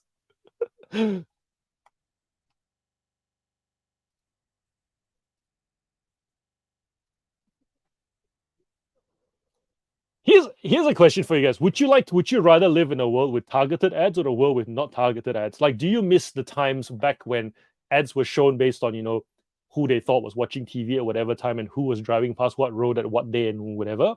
Or do you actually like this reality of targeted ads?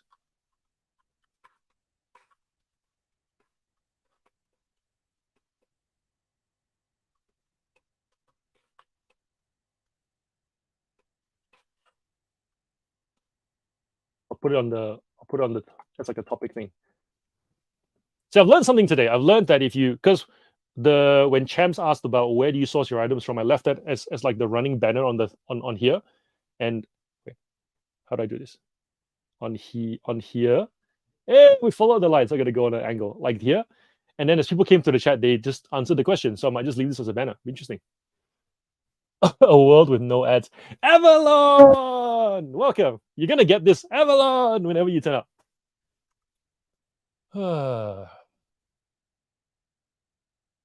Interesting, Loopy. Good point. The whole like the fact that you've bought it already and they still keep retargeting you, like they don't. It's funny, right? Like they know that you've bought, but why is that? Maybe Paul can explain because Paul, you're very much like a Paul and Dave. You guys are more like IT backend kind of things. Like, why is it that they know when we've watched something and they is it pixel? Is that the word? And then they retarget. But once we've bought something, they don't know how to register that. Or is it that they don't care and they're hoping that we will just buy more? So why? But so like they know the sell they know that you might be interested in, right? Because every listing that you buy, there's like a you might be interested in this.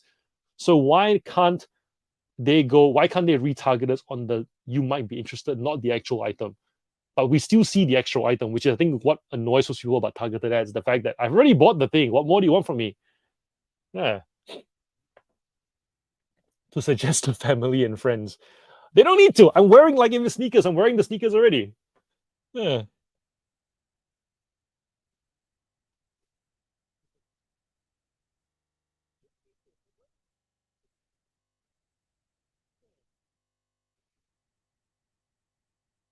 Hmm.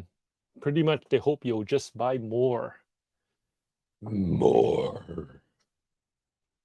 More. More. More.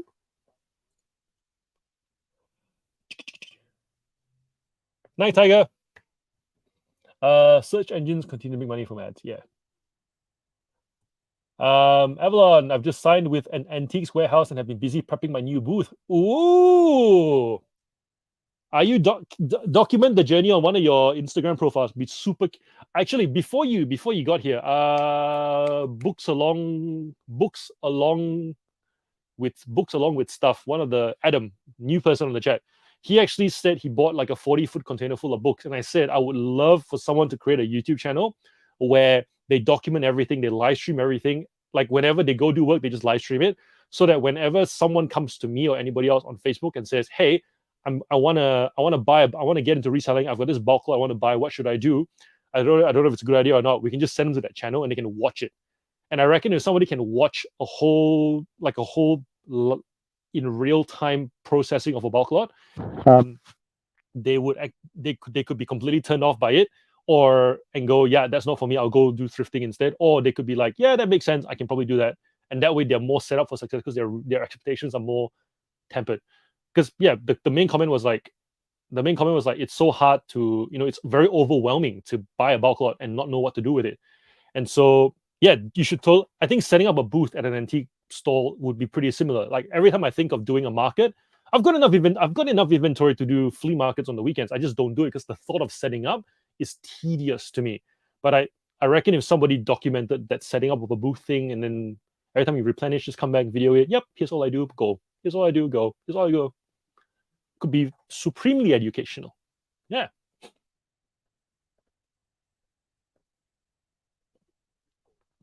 Avalon's been painting the wall of the booth, catching the bus with my racks, labeling things on the floor. Damn, that's amazing. You're like an energizer bunny. Like you're doing so much. That's dope. Super dope. You want to my people. A smart advertiser would advertise chair cushions to someone who just had a vasectomy. It's so true. So true. Or like or just what was it? Random you know what? We know each other, right? We know each other well enough in this live stream. And for those of you who are new here, you're getting a deep dive. You know those I discovered, let's just say I discovered a new use for those boob ice packs. Like when you're breastfeeding, you've got those ice packs that I will just show you guys. It's just easier to show you.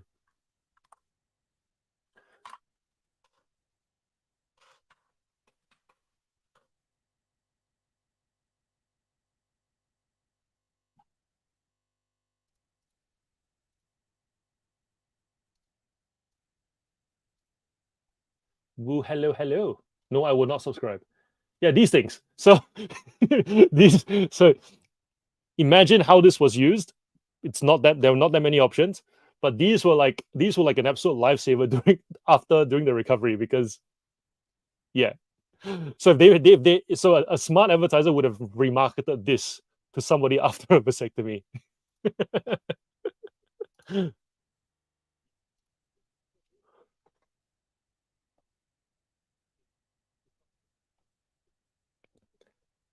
uh, Targeted ads seem to categorize separate us into echo chambers of like-minded people. I find gives a false sense of the product or brand's integrity. That's actually very true.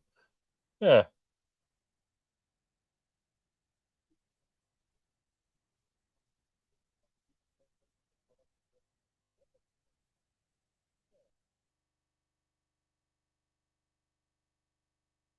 Scott's gone and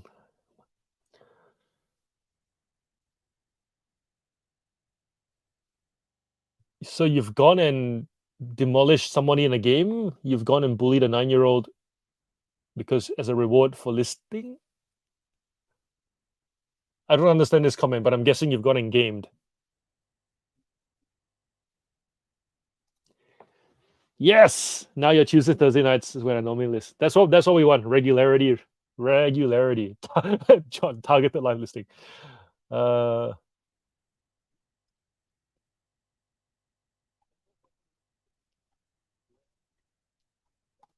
the thing about I like how what you talk about targeted ads in the sense that you'll meet people you'll meet people who insist on buying things from certain sites, like I'm thinking My Deal, but no, My Deal isn't it? It's like those deal websites, right? And you makes you wonder, like, why would you go to a website with no protection, lousy seller, like lousy returns policies, really clunky, email contact seller kind of things, and then you just come to eBay, and eBay has all those seller protections for you. It's so much easier there. And then you realize these guys don't even have never used or thought of eBay, because they get the only sites they see in terms of their ecosystem is that. So it's like there are literally people who do not know about platforms that are better because they are constantly marketed the shittier, cheaper, you know, don't care when it arrives, but it finally does, is poorly packed kind of websites. And I think, yeah, your point about the echo chamber thing is so true. There's some people's whole ecosystems of what's available to use comes down to targeted ads. So I guess that is quite bad.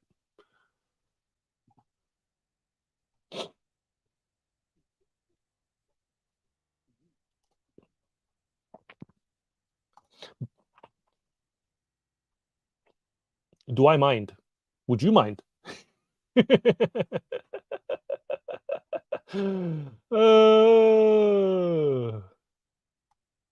hope his kids don't grab his phone. That's hilarious.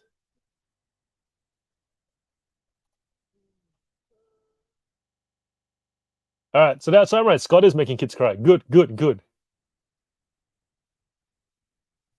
Okay, so Paul's educating us. This is good. So Facebook have a thing called Facebook Exchange that allows a site to have a Facebook pixel installed. If you go and browse a thing on Apple, they place a cookie in your browser. Later on in Facebook, the cookie is used to display a targeted ad. And it doesn't matter who logged into Facebook either, because it's cookie based. Right. Got it. Avalon, we made you snort your copy. uh...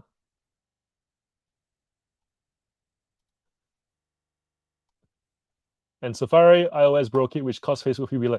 You see, this is another thing. A lot of you guys, if you've never run a business that required your own website, you don't understand this comment. But if you have, you will definitely understand this comment. Whenever someone complains about eBay, and then they say things like, oh, I'm just going to go make my own website. Yeah, until it breaks, until somebody does something in the back end and you can't fix it because you paid some random Fiverr dude to do your website for you. And then you can't find the same person, and the next person fixes it but messes something else out in the backend code, and your site just cannot sell for days on end.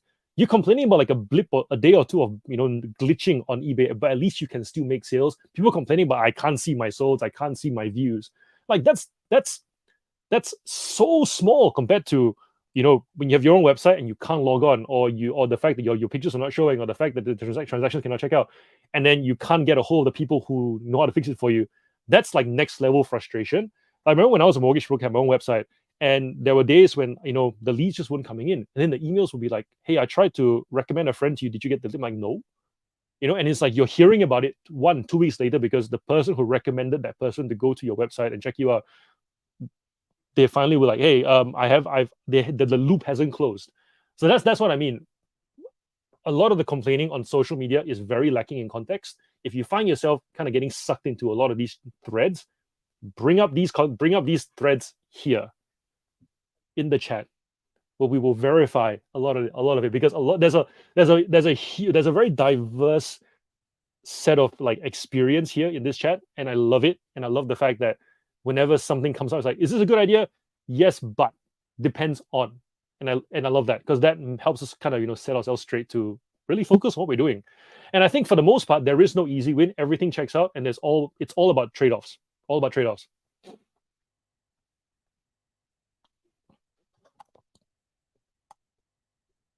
$250 billion off the stock price at time. All right, I'm gonna toilet break and then do another 30 minutes. Let's go.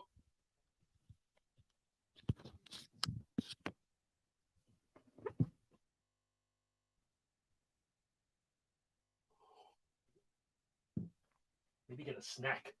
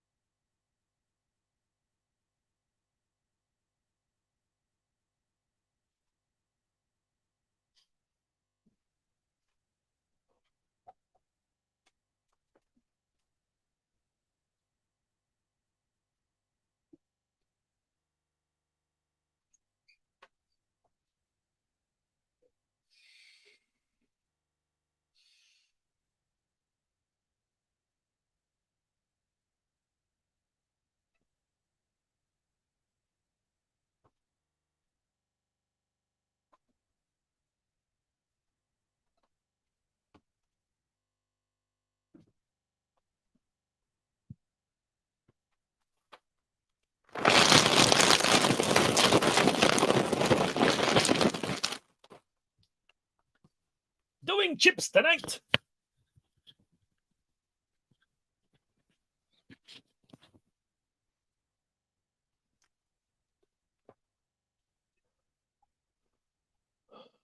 My husband just bought me chocolate and a cup of tea so I don't get distracted.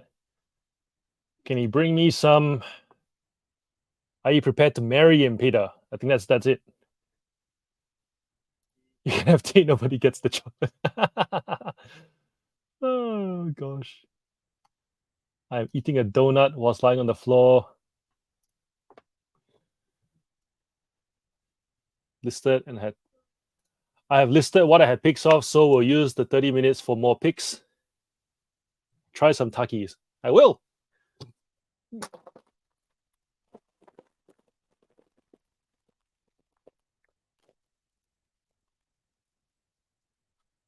Just watch the number of viewers go down from doing this. All right, let's go.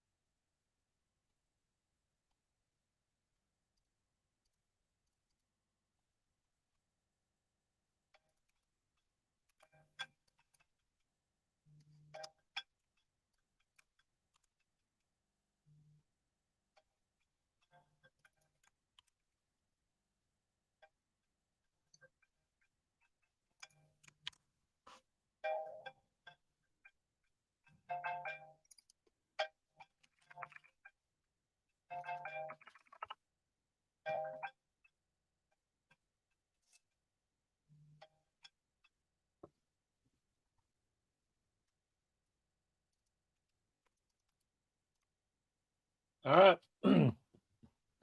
What's been happening in the chat? So, double A, greetings from London. Hello, hello. And yes, so we do a 30-minute listing thing, and then after that we do 10 minutes of chat. Sometimes which I might as well answer the questions here for real.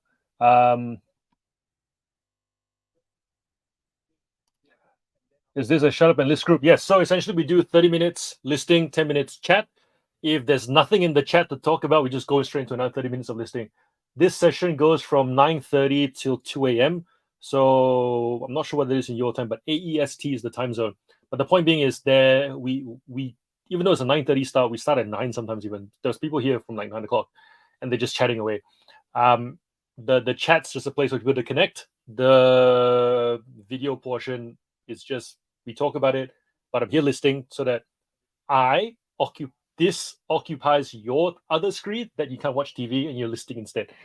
And most people find that helps with productivity, it helps with not getting distracted, getting as many listings up as possible. We do this every Tuesday and every Thursday night. That's as much as I can handle for now because I'm sleeping also at 2:30 in the morning, 2 days a week. What is it? So from 9:30 to 2 o'clock, that's like 5 hours. So you can imagine most times the chat energy is on either one end of the chat, one end of the stream, in which case then there's generally a pretty huge chunk of listing time at the other end. So for the most part, we get, I reckon we get about three. If I do about 20 drafts in a half hour.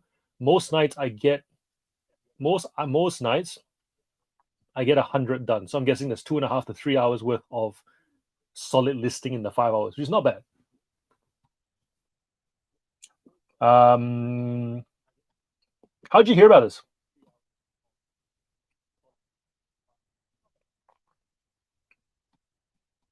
And you're our second international person tonight too, which means, wait, that's right. Somebody said they were tuning in during their lunch break before, so therefore it's probably your afternoon.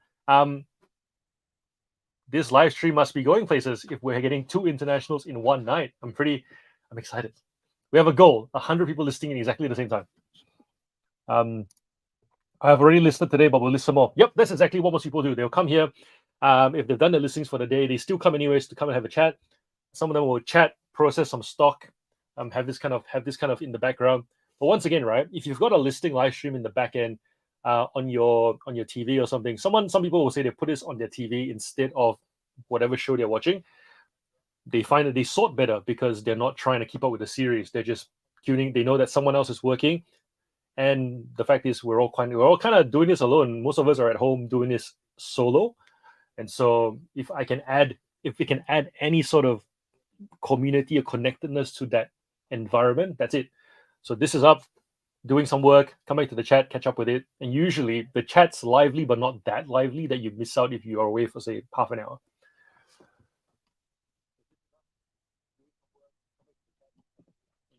Is everyone here an eBay reseller or sellers on another platform as well? Nigel and Cindy saying that eBay and Amazon. Paul's on eBay and Etsy. Peter's on the eBay.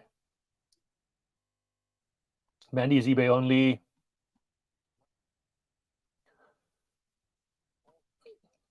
Alex is on the coffee break, but Alex I think is eBay as well. Mandy saying I prefer to spend my time listing extra on eBay than cross listing on a platform that doesn't perform as well, like Poshmark. Yeah, that's fair.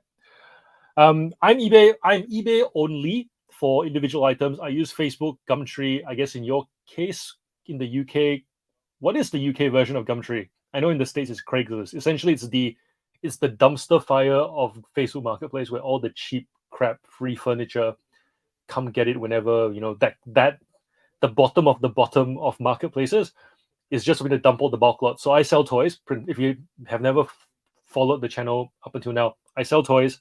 So essentially, I will buy like a bulk lot of Hot Wheels. All the nice ones I list individually into one of my stores. I've got four separate toy stores on eBay for 4 different types of buyers, 4 different types of niches, and then the bulk lots go on Facebook and Gumtree to move quickly just to get space to bring the buy cost down and off the lot, and just to get the space back. So that's kind of how I use the various marketplaces. We're very big on knowing what each marketplace does before we use it, instead of just going there because it's popular. Because different platforms are good for different things, and the more we understand that, the better we can curate the listing and our sourcing for the buyers that we have in mind. Also, very big about knowing who our buyers are in this group. Daily, nope, Tuesday and Thursday, but potentially for more, depending on capacity, I suppose. There's been requests for like a daytime one, but other channels do daytime ones as well. So, for example, I think the Disgruntled Octopus, they're gonna do a 11 a.m. one on Thursday. That's Canberra time.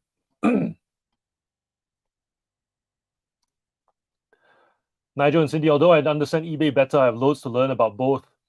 But I love sending the books away to Amazon and not having to deal with them. That is a very big benefit. Bu- bu- bu- bu- So 9:40. So if you're in the UK, let's see. So AST 9:30 p.m. What in UK? So essentially it's 12:30 p.m. your time the same day. So you're 9 hours behind us. So in your case it'd be 12:30 till 12:30 till 5 till 4:35. That's how long we go for.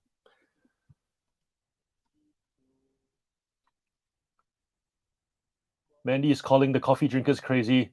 Mandy, I think, look, if you once you start drinking coffee, there's no turning back. I remember I remember not having coffee because the dairy was messing with my gut when I had some food poisoning thing, and then I had like I think 2 3 days of fevers, and by the time the fifth day rolled around, I was still curled up in bed. And then one of my friends who's a doctor went, if you're not throwing up and you're not doing like you're not pooping like crazy, you really shouldn't be this sick. What's going on? And I haven't had coffee in 5 days because I just always have coffee with like milk.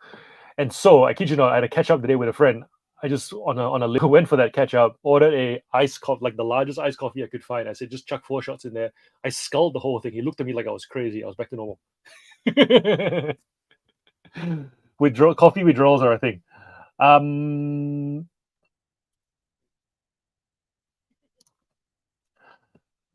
Double A goes AA. Is that like does A stand for Adam, Aaron, AA Ron? What does the AA stand for? I understand eBay a lot. Then when I first started, reluctant to try another platform, I may look into Amazon for different things. Yeah, really. As long as you understand what the platform's for, you're not gonna find it overwhelming to sell in it. And then it really comes down to a numbers game, right? As to whether you're selling into like a really bloody ocean where lots of competitors are there, or you might just find a platform where and everybody misuses it, and you're the only one who gets it, and you'll get heaps of sales.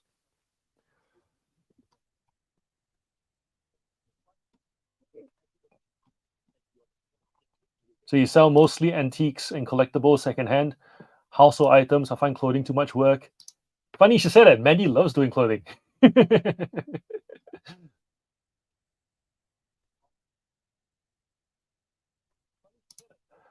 Hey, so Nigel and Cindy started with Amazon, wasn't selling enough, lack of knowledge, thought they'd start on eBay. So what's the worst that could happen? Learning, really, just lots of learning. So broad, spreading out, trying different platforms, see how you go. And once you, I think that's the thing. Once you identify how each platform works, like once you realize that eBay's reach is much wider, significantly wider than even Amazon, because Amazon's platform isn't the best for like for example with Amazon. I think you can't have your own listing unless you are the only one with that listing. Um, not every eBay reaches further than Amazon in terms of countries as well. So then when it comes down to um, when you recognize the differences in reach, you may like one platform more than the other, but if you want to grow your business and you know that the reach of one platform actually suits your item better than another, at that point you have to go, all right, fine, I'm going to suck it up, I'm going to learn this platform that has the better reach. Otherwise you're just choosing to be comfortable and you're not going to grow your business, and then getting frustrated at the platform for not growing is not logical. um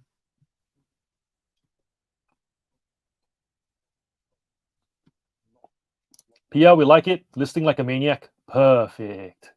Excellent.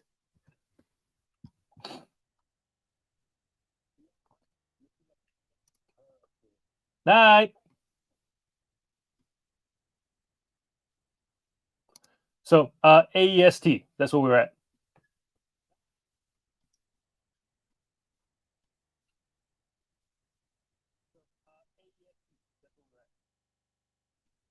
Yo, Janelle's in the house. What up? What up?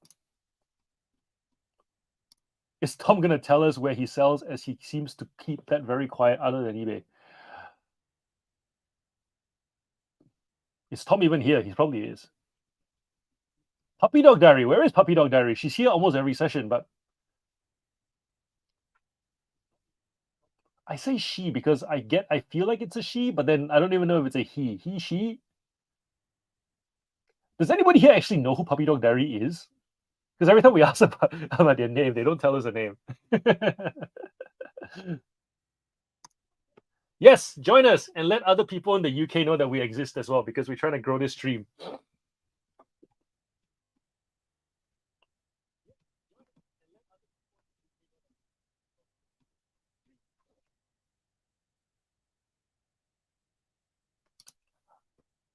It's so funny. I just assumed you were a dude. Hi, Debs. Nice to meet you. Pleasure to meet your acquaintance.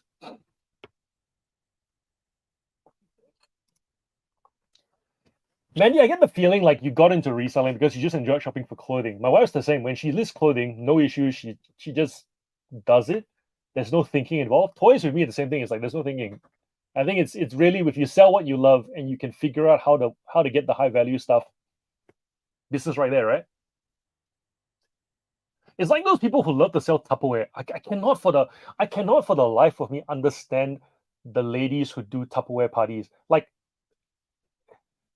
it's like the when I think about The Office and how The Office was about selling paper, you could have replaced it with Tupperware and it would have been just as boring, because it's like it's not for the characters. The product itself is as boring as dry paint.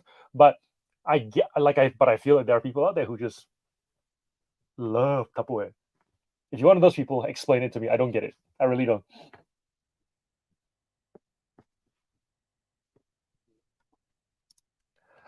Australia is not all around sunshine, but it is erratic. So for the most part, unless you live in the northern part of Australia where it is mostly sunshine, down here, but then also the northern parts, you get closer to the equator, you get some pretty heavy rain as well, and humidity. Down here, it's like in Melbourne. Melbourne, it's essentially you start the morning at about five degrees in winter. You can go to 16 degrees, but depending on whether there are clouds, there is rain, there is wind, will determine how you feel. So I think that you pretty much dress for all occasions, even though the temperature is one indicator, but it could be like 5 degrees, no wind, in which case it's nice and cool. 5 degrees, but 12 degrees windy can be, you still need a puffer jacket because it just the wind gets to you. To some extent, I really do like I went to Canada, and in Canada they say it's very similar to the UK, where it's just constantly dark and gloomy all year round. What was it? Seasonal affective syndrome, SAD. Everyone is sad. SAD. And but at least it's consistent, and I can actually to some extent prefer the consistent rather than you go out one day, you go out one moment, it's one way, and then it just suddenly changes to another. There you go, books along with stuff. The other UK guy. There you go. So oh no, wait, you're not the other UK guy. The other UK guy's name was, oh my gosh, I forgot. There was another UK person. I thought it was you. Nine's books along with stuff.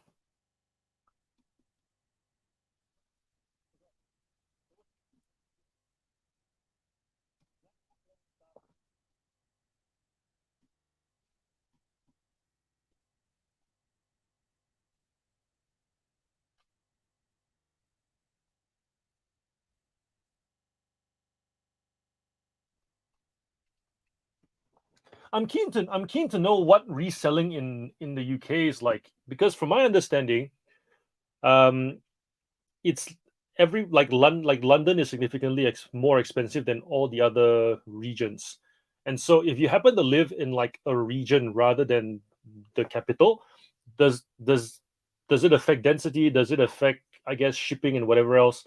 Um, yeah, I'm very keen to know what is it is it consistent no matter where you are? In which case, then you can choose to go to a smaller Tommy Trades. There it is. Like, is it a case where you can choose to go to a smaller region, but you'll still get stuff because people live there. So therefore, if you do reselling there, you still get stuff, but then shipping is a lot slower.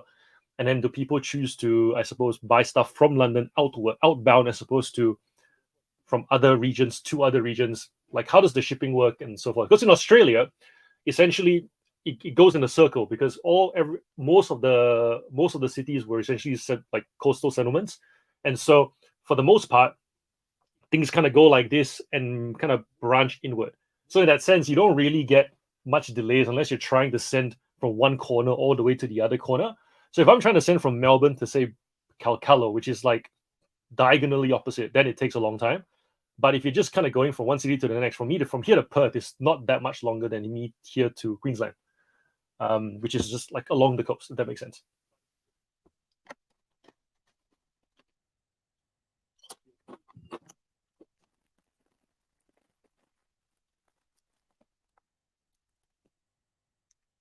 Okay.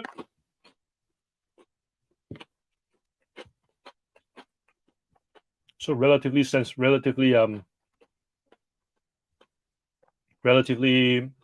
standardized then. I got a question for you guys. I'm gonna put it in the thing.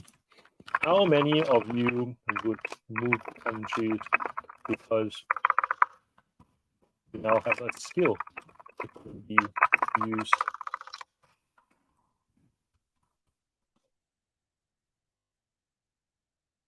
Here's a question for you. How many of you would actually move countries because you now have a skill that can be used in any country?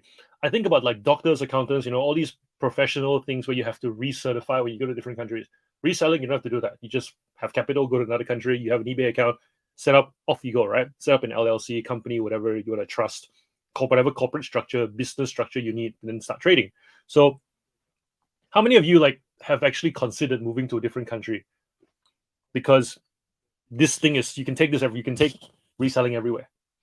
Because when I remember thinking about going, if I were to move countries, I go to Canada. I like the fact that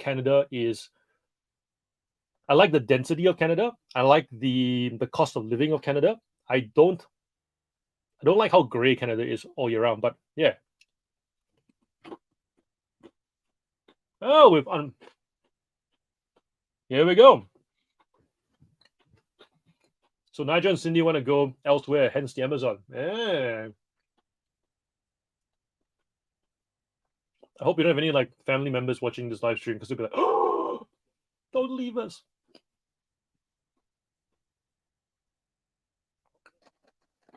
I've heard central London isn't that great because it's like this massive train terminal that everyone comes and goes from. So really, if you live in London, you don't really have much as far as like your friends don't stay. From what I understand, people go to London to work, amass wealth, build connections, whatever, and then they just settle in a region somewhere, and then that's when your community kind of is more consistent.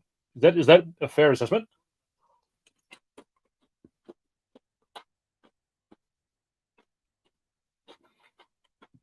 Many wants to live in Thailand. There may not be demand for secondhand clothing in Thailand, but I feel like with reselling, we have this skill of connecting supply and demand, like we see. So I suppose if you can create a connection from one location to another, that in itself is already reselling if you think about it, just on a different scale.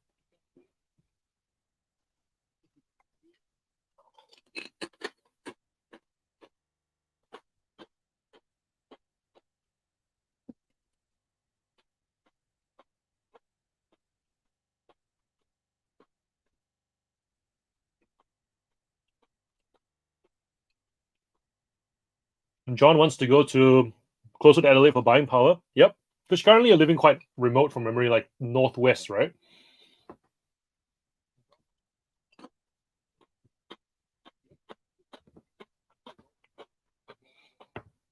If I'm single, I move countries. Yep. Yeah.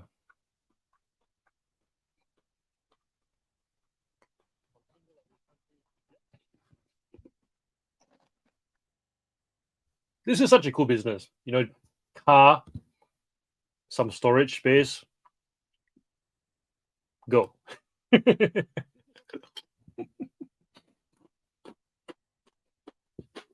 I like Australia a bit too much. I feel like I like the pace of Australia. I definitely would not be able to go back to an Asian country to work. I just don't. The pace just doesn't suit. I just don't have that. What's the word? It's like that there's a certain stamina to work long out. It's like long hours. You know those work environments where they insist you must work a certain amount of hours, and they're generally very long hours, and they're not necessarily more productive. It's just that that's just what everybody does. I cannot go to those countries anymore.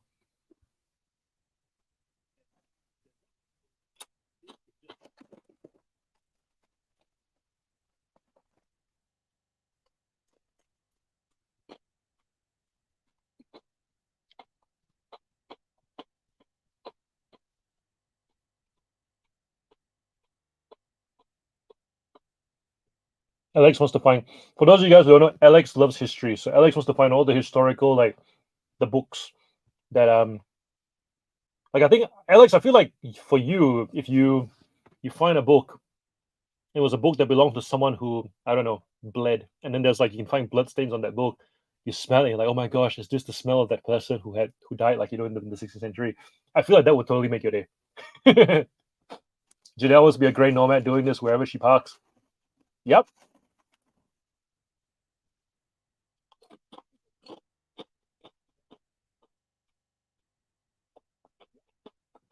John doesn't like the short daylight hours in Europe, hence coming back to Australia.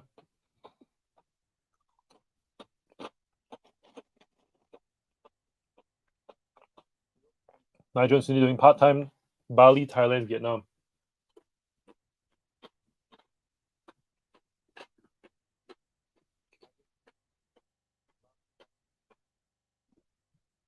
Living in an Asian country, I feel like back in the day, it was very hard to get good Western food. So I suppose if a Westerner goes to an Asian country and you're craving a steak, it's very hard to find one. But now it's a lot easier. Conversely, you come to Australia, you got so much good Asian food. You still miss Asian food from back home. It's interesting. Like there's a complexity to Asian cooking that some people just don't replicate in Western countries. This is not like a because I think there's like a history to it. There's a history and there's a layering to that process. So when you go back to an Asian, like I've had friends who say, "Oh yeah, this is what Chinese food should taste like," and they go to China and they try actual Chinese food. And they're like, "Wow!" Then they come back here and essentially the good Chinese food here tastes like takeout.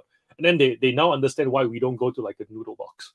So I think so I can understand now a lot of people wanting to go from a Western country to an Asian country and kind of stay there for the most part because you get all that complexity in cuisine, but at the same time, if you want Western food, you can pretty much get good Western food there because they know how to cater to that demographic. But yeah, there was a time when, but I remember the first time I came to Australia, tried a good steak, went back to Malaysia, I'm like, yeah, I can't find a good steak anywhere. So Alex wants to buy a castle if he can afford it. She can afford it. Oh, night, John.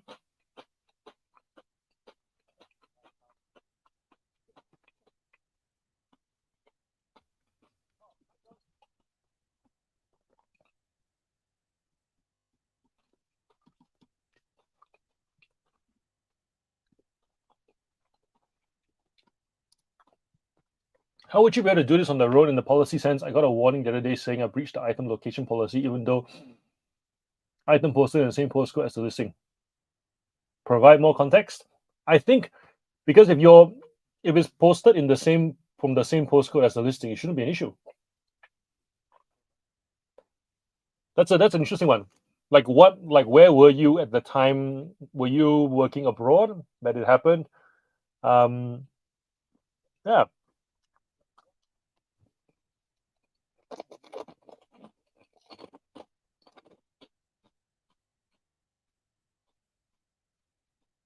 cool, John. We'll see you on Thursday. Might like Janelle. Can you chime in on this one? Like, how do you breach the item location policy? I've never heard of it.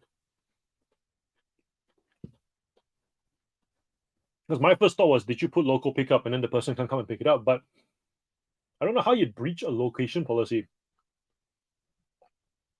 I mean, considering the fact that you've got listings, you've got China listings that are in Australia and they get shipped from China and it doesn't breach location policy. How does Rob's thing happen?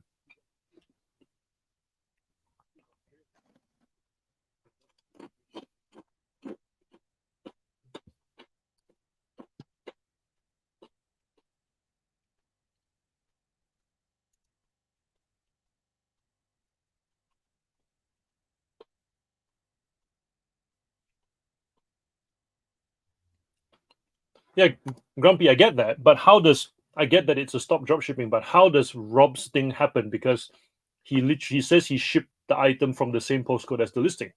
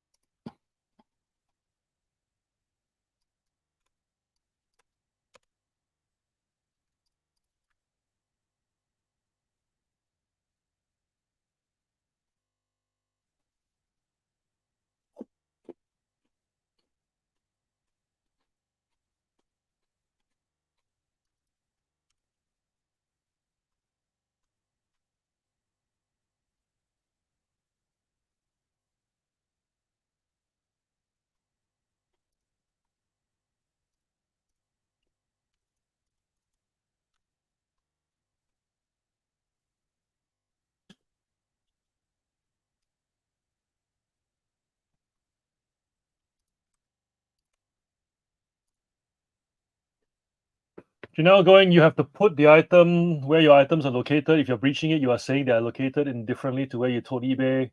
So the question is, would then relate that if I was traveling, you wouldn't know where it was located. Ah. Rob saying, I don't drop ship, I'm not a naughty boy. Same post office every day. Um, Pippa J, how long have I been selling toy cars on eBay for? Good question.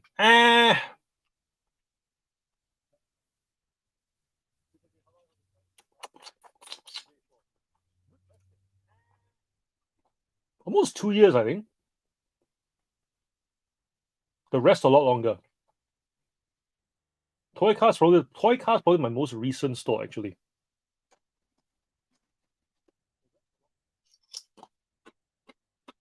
Oh, is Deb leaving?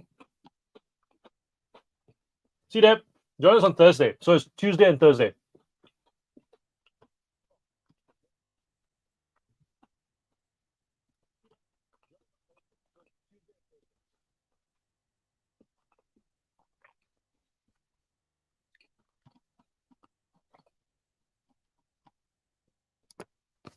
Hopefully, Rob. Hopefully, it's just like a random once-off kind of thing.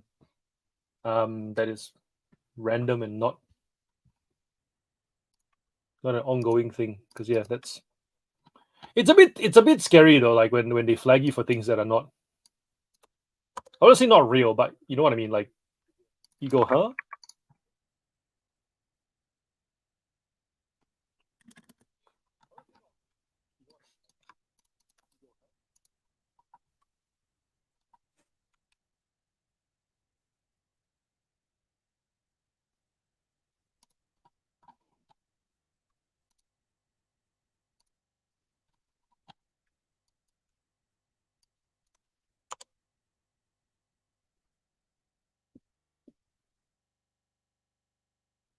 Mandy saying I drop stuff at all different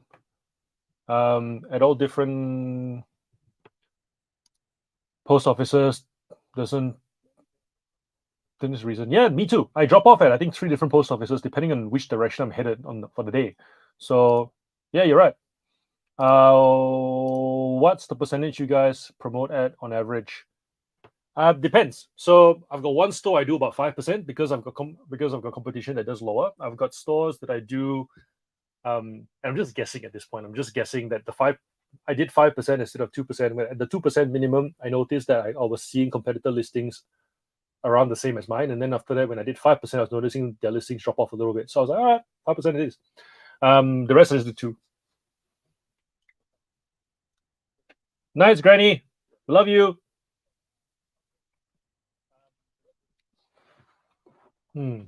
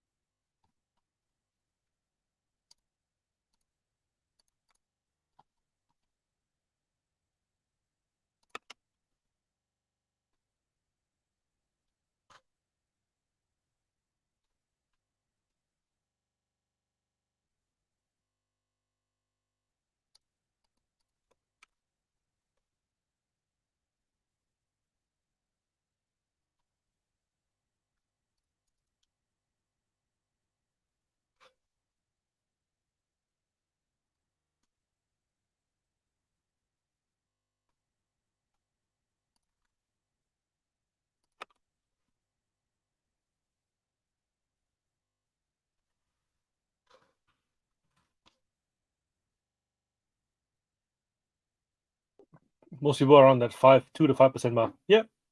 Rob, 9%. What's your justification for the 9% part?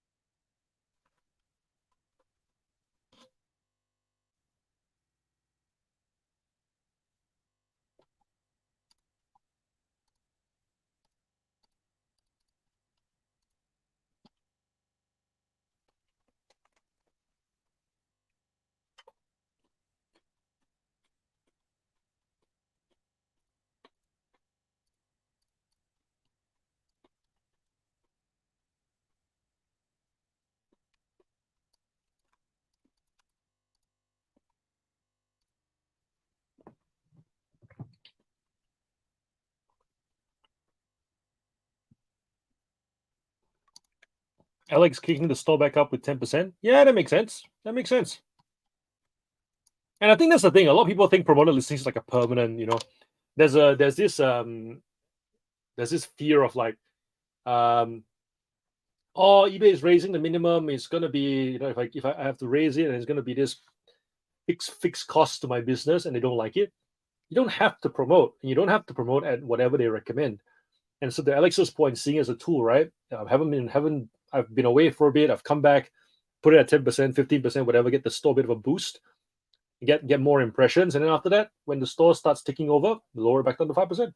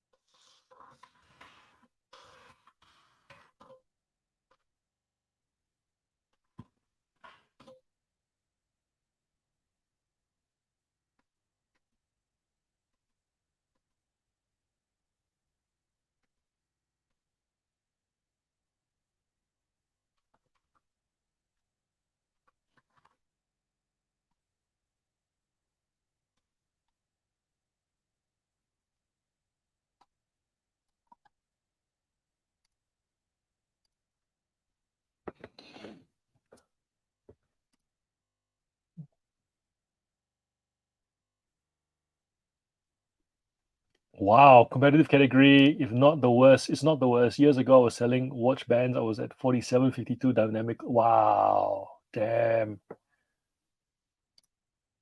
I'm going to adjust it though. I want to test the results. Yeah, that's it. Adjust, test over a long enough period of time. Obviously, you don't want to like test over short periods of time and go, yeah, no difference. I think it takes a while for it to kind of, what's the word? Cache? Is that the right word? Like, it takes a while for it to kind of register the new percentage, whatever that word is.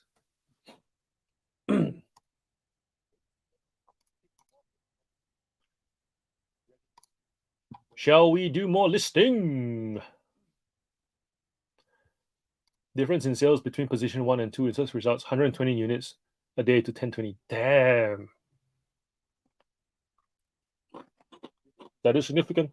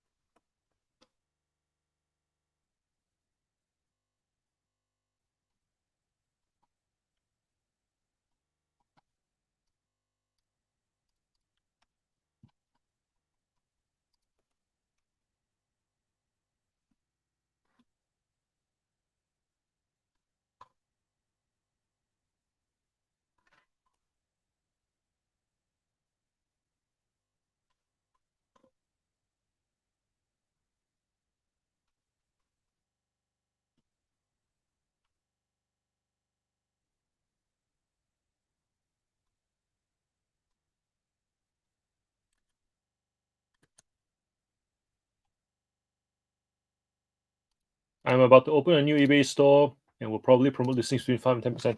Yep, good idea.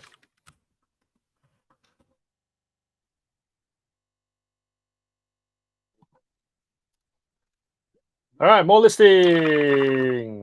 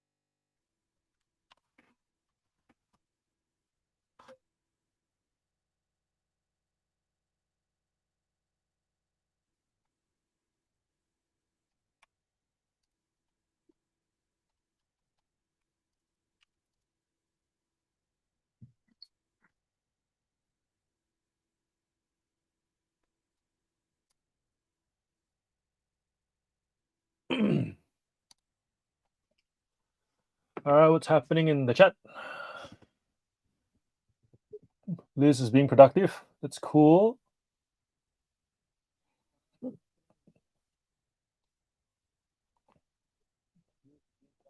Rob saying new listing, no sales history. You have to promote heavy to spot. Number one, 75% basically trading at a loss once you get the sales history at the cost went down. Yep, that makes sense.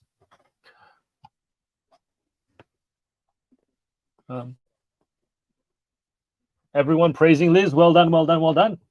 That's the point of the chat. Keep up the momentum. Exactly.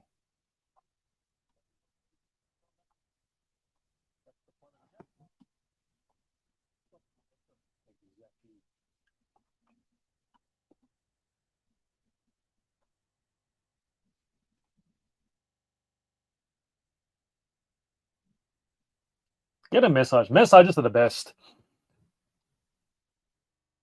Fit it into the business budget.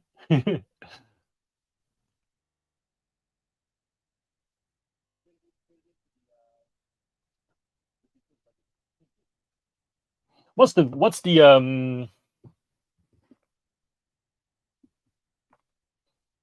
video?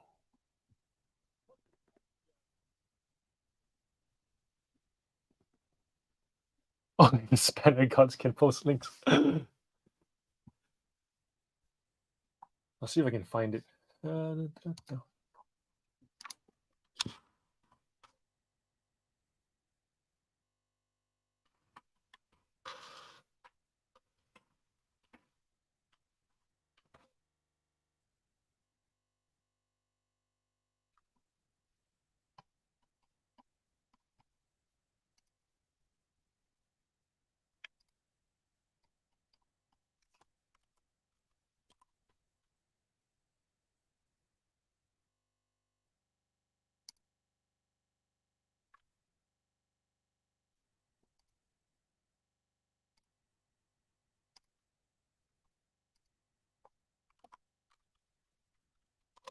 Is this the one?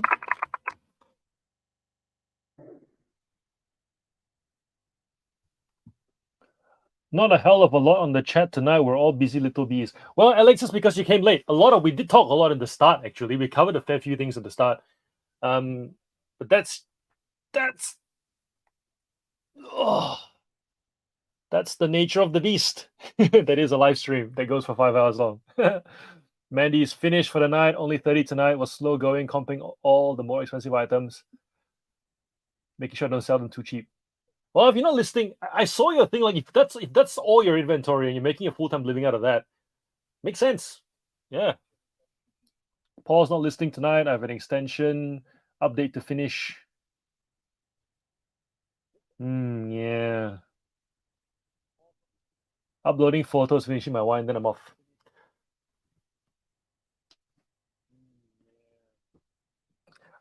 But Alex, that's the thing, right? You were here for that chat with Tom, I think, where he went and he was talking about stuff like quite late at night. You just don't know. You can come early, and we just get like today. We came early. Today we started early. We talked a lot early. But there's some weeks where we start early and then we just go straight to listing until something comes up in the chat.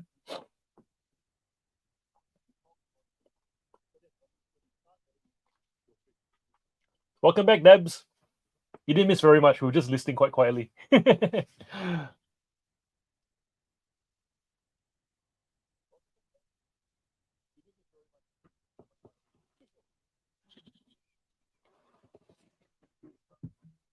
Alex, I get distracted most nights more than I list. I'm doing all right. I'm sitting on 60. I'm sitting on 65 at the moment. So I might get to the 100 in the next half hour. The second session wasn't overly productive for me because whilst my mom called, she was like, "Oh, they're traveling at the moment." They're like, "Oh, we're at a we're at a factory outlet, wanting to know what the size of the kids' shoes are." So I'm like running all the way, running to the front of the house to try and get their shoes and go. She's a size and size that. So that second session wasn't very productive for me. Good question. Does listing daily help you all? How many do you list a day? We've established that activity is what leads to more sales, not actually listing. So assuming if you have a store with 200,000 listings and you don't list a single item for 3 months, but every day you're replying messages instantly, you're sending out offers, you're tweaking coupons, you're revising photos, you will see sales continue to grow as long as the variety limited by the variety of the items that you have to sell. But if you're but if you're listing if you're listing nonstop items that are not desirable, items that are not competitively priced, you're not revising old listings, you're not replying to messages, you're not sending offers, it's arguable that you'll see less sales from just listing alone.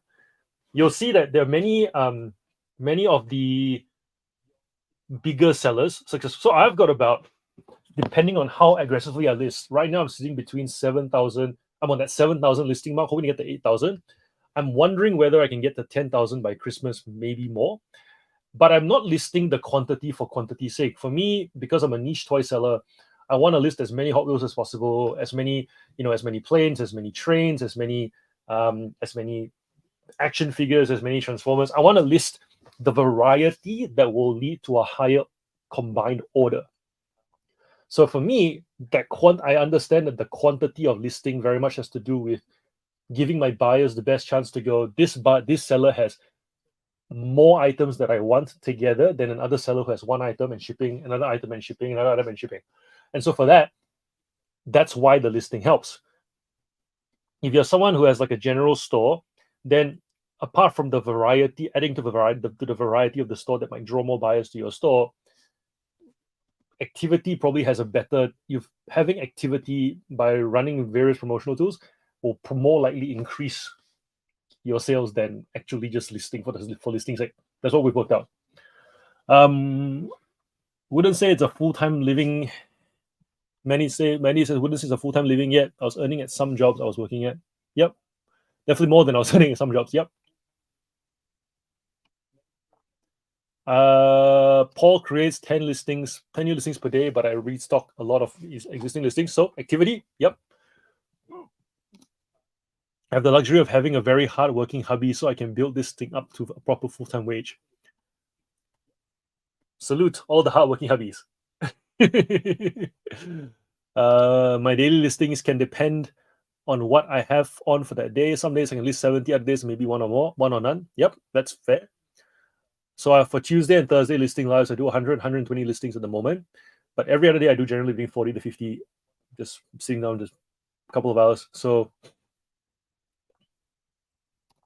I only have 1,100 listings. I think my sweet spot will be 2,000. Never say where your sweet spot will be. I thought my sweet spot was going to be 1,000. Like, true story. After my first year, I thought when I got to 1,000 listings after my first year, I was like, oh. And then something switched in my head, and I went, why not make another store? That's when the second store happened in the second year. And now I was like, why not the third store and the fourth store? And I'm like, crap. So now there's no end in sight. Essentially, the moment so when I first started selling full time, I had one store. I had no intention of doing multiple stores. I had sold across many different categories, but I never ever considered selling multiple categories at exactly the same time across several stores.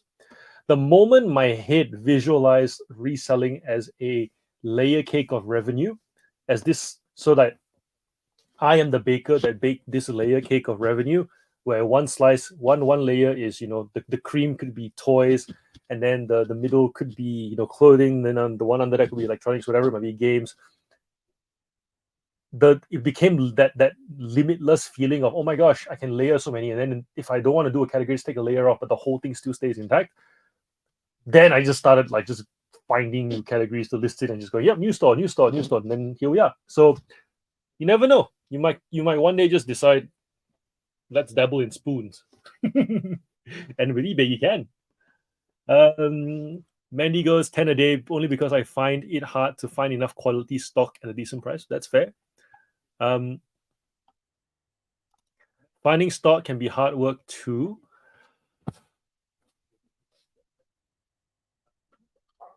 Finding stock finding stock can be hard work too. Is it fair to say finding stock is only hard if you limit your sourcing to a particular source? If you limit yourself to thrift stores, then you are limited by the radius that you can go to.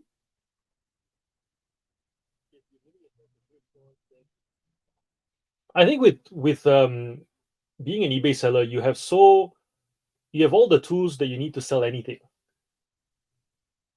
So the ability to sell is not the issue. I think a lot of the limitations are very much self-imposed because we like if I say I only want to sell these things because I like it, that's self-imposed. It's a limitation that's self-imposed. I only want to sell used lawnmowers. That's a very much self-imposed limitation. The moment I realized that I cannot store any more lawnmowers, but if I clear, 10, if I buy 10 less lawnmowers every month, I can store 100 more toy cars or 200 more toy cars, then it becomes a business decision, right? Do I want to branch out and potentially make more money at a higher sell through, less work, less? You get the idea. It's we need to call limitations self-imposed when they are self-imposed because the fact is the tools are there. So when if you accept the self-imposed limitation as a reality and you go, because I only want to sell this item, you don't call it a limitation, you say because I only want to sell these items and I can only source them here, my outlook is 500 listings or 1,000. Some days you might get so close to that 1,000 and go, I don't want to do this anymore, it's too much hard work. I don't see beyond this point. The fact is you have the tools to go beyond that, beyond that, beyond that. Which is why for me, when I finally got that understanding of that layer cake of reselling, where you can have a warehouse selling 10 different categories of items that have no business being in the same place. But for you, it makes sense because you see how they sell and you know how to fulfill it in a more efficient manner. That's your business, right? And that's your group of businesses in separate eBay stores fulfilled in the same warehouse by staff who know how to fulfill all of it. Um, then that I guess that limitless thing kind of pushes you to grow and grow and grow and grow, and figure out if you one day can create employment for people. Figure out if one day you can create a business that you can include a partner, include your life partner, include your children, pass it on to your relatives. You get the idea, right? It's a legacy building exercise from that point on. It's no longer pocket money. And I think there's levels to this. There's pocket money, there's money for nice things, there's the thing I want to transition to because I don't like my job anymore. I don't see past a certain point in my career. There's I want to build something that I can help the community. I want to build something I can leave for my kids that outlives me. There's levels. And I think eBay lets us do all of that.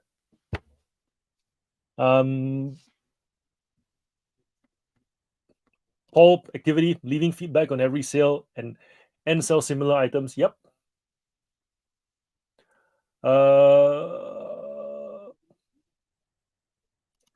I leave feedback after the buyer has left their own feedback.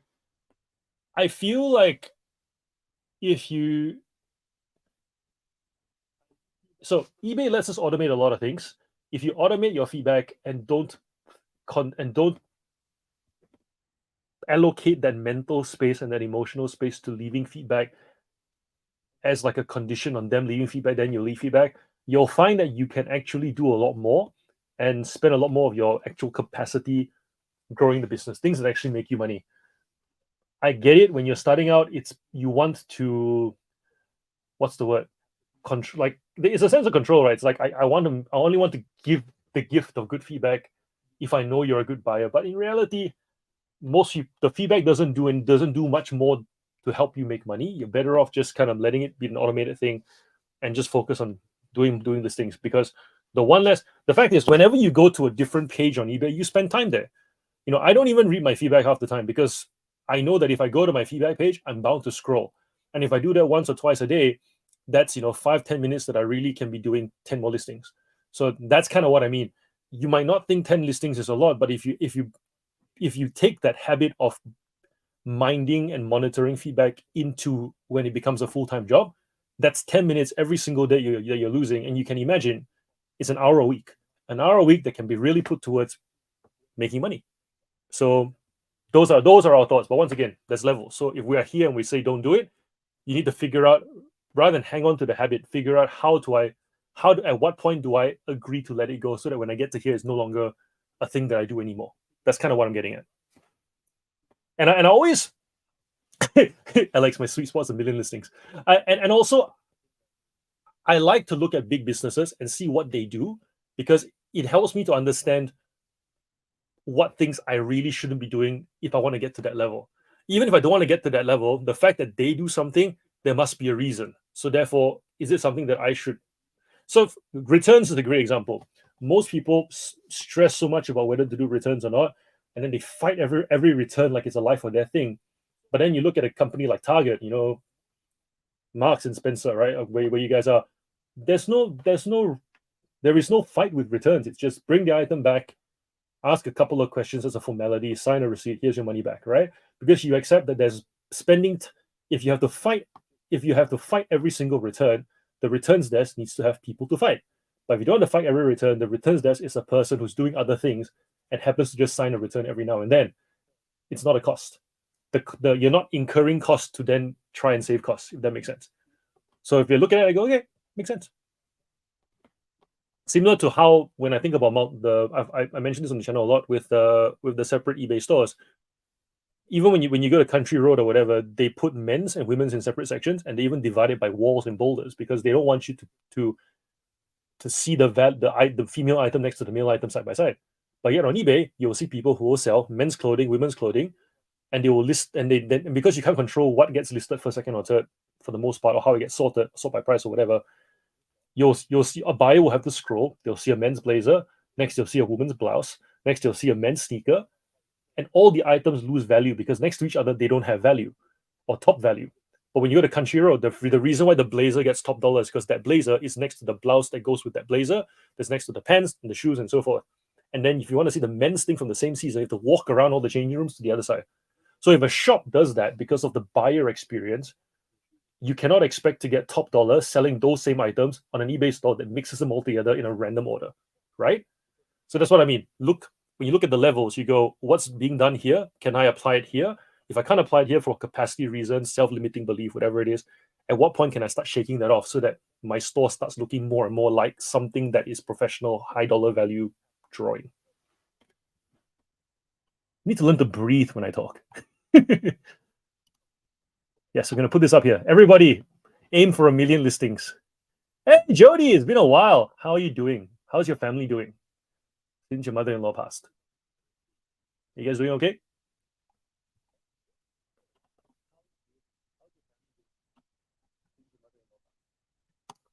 Car boot sales, Facebook contacts. Yep. I leave automatic feedback. If they put feedback, mine automatically does it. Yep. You constantly have to build relationship with stores around you, even the shoppers in the stores. Yep. I can't Look, there are so many categories that I refuse to sell in. Even in the toy category, I don't like to sell in categories that have too many metallic parts, because I just don't like I'm a guitar player, but even then, I don't enjoy. I'm a guitar player. I enjoy the sound a guitar makes. I enjoy the process of playing it, but I still don't enjoy touching the actual metal strings. And my hands get all clammy and stuff. So that writes off a lot of different categories for me already, just on that basis alone. I also didn't enjoy selling women's clothes because of the fabrics, the different fabrics, and having to know them all. But given that most products are mass produced, it doesn't matter what you want to sell. Any category that you find that there can be even any profit in, you just start going down that rabbit hole, and you'll find that if you're open to any source from where it can come from, you'll find the source, you'll figure out to fulfill it, and then eventually you'll start to work out some efficiency. So for me, the only difference between all my toy stores is the way that they're photographed, because different items are photographed, different toys are photographed for different types of buyers. Like toy cars are photographed for collectors. Toy characters are photographed for kids with parents who buy them. Action figures for collectors. You get the idea. But in terms of where they're stored, they're all stored in the same tubs. They're all mixed in the same tubs. And then in terms of fulfillment, fulfilled all the same way, because they all fit in the same size boxes and whatnot. So really, only at the listing point is it different, but everything else is fulfilled the same way. So in a sense, when people look at it, go, oh my gosh, you got 4 stores. Is it really all work? Not really. So likewise, if you can figure out a way that it all comes together somehow better earlier than later, it could work for you. And that could be your proprietary thing that you know that you don't have to share with anybody else. But because you can do that, you're able to tap into multiple revenue sources. That's just something to think about.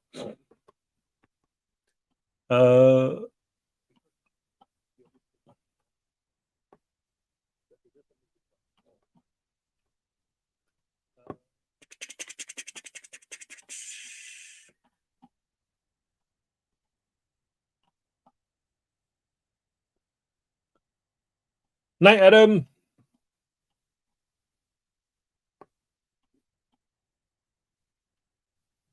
Or you can be like Paul and create your own automations, but then Paul has a much more, what's the word? Like when the robots come and then we get concerned that we're gonna lose our jobs, we have every right to be concerned. I feel like Paul can defend himself because he knows how to code. I was talking to Mel. I was listening to Mel from Burnout, and she was talking about not listing items that aren't worth it and being more particular about the listing. So worth thinking about. Yeah, that in that same one as well. Chris Lin, the daily refinement guy, he was saying that oftentimes you go to a place and you feel like you have to buy everything because you feel that you shouldn't leave the low dollar items for other people. Eventually, when you get big enough, you have to ask yourself what kind of business you run. If you run a business that cannot no longer sustain the low dollar value items, let other people have it. Let other people have a crack, because when you think of levels and you go further up the chain, right? You've got in Australia we have Kmart and we have Target and we have Myer, and Target is just a nicer version of Kmart. But even then, that separation exists because there's enough, they can cater to a large enough group of a particular buyer. They don't need to merge those two things together. So therefore, once you get bigger, it could be 1,000 listings, 5,000, 10,000 listings. There comes a point when you have to go, you know what, I really shouldn't pick these items up anymore. Someone else can have a go, and they can be that seller for that item because I'm going to be the seller of these other group of items instead, or this range of items within the category that I sell in. Sandra, I waste a lot of time on different pages, not just feedback. Don't we all? And that's the thing, right? If you realize your spending capacity on things that really don't lead to sales, recognize that you have capacity, put it towards things that lead to sales. Most of us have death piles. We admit it every single live stream. Let's just start processing more. And here's another thing: if you find that you have a designated time to do something, for example, you might say, "Oh, I don't want to list items. I can't get to my death pile because I list at a certain time in the day because it's in this room of this part of the house." Move the stuff to another part of the house so that it's like super accessible. Think about the fact that we take our phones with us everywhere, right? When we want to do something, we grab our phone. We know where it is. Is there a way for you to make your photography setup so accessible, even just for a small period of time until you max your capacity out? Because if you can get to it, you'll do it. If you can't get to it, it's an excuse not to do it, right? So I'll give you an example. I had a friend who she set up the photography station in her freaking hallway. It's hilarious. And literally the only reason, she was like, if I put it in a room, I have a reason not to go into the room. But if I put it in the hallway, I see it all the time. I can literally sit down, take a bunch of photos, move on. Like if I want to go, like she joked with me, she's like, if I feel like I need to go do a poo, and then I don't feel the urge, I can literally sit down there, take 5 photos, and be like, "Ooh, okay, I gotta go now." But the fact is, it's because it's literally in the transition point of the whole house, I can get it done. And I was like, that's she gets it. It's the fact that if you make it easy, you'll do it. If you want it to be perfect is one of the worst things you can do. Like this whole listing live stream setup, right, was in a really, really messy room. This whole setup didn't exist a month before the live stream, so 4 months ago, because it was just stuff was just dumped here everywhere. And then I was like, you know what? I want to record in a comfortable place, in a warm place. I don't want to have to go down to the garage anymore, because every video was done in the garage. You earlier subscribers know that and it's just dingy, it's cold, it's winter, moved everything around. Now it's so easy. You guys get a lot more of me because this is a much easier setup to work with. So likewise, um, if you feel that you're getting distracted because I can only work on the computer at night because it's the only thing I can do, it's not the only thing you can do. Move things around, even if it's temporary. Recognize that it's temporary. If you can move it, you can move it back. That's what I'm saying. Um. Oh yeah, and the people in your life who don't like it can suck it up.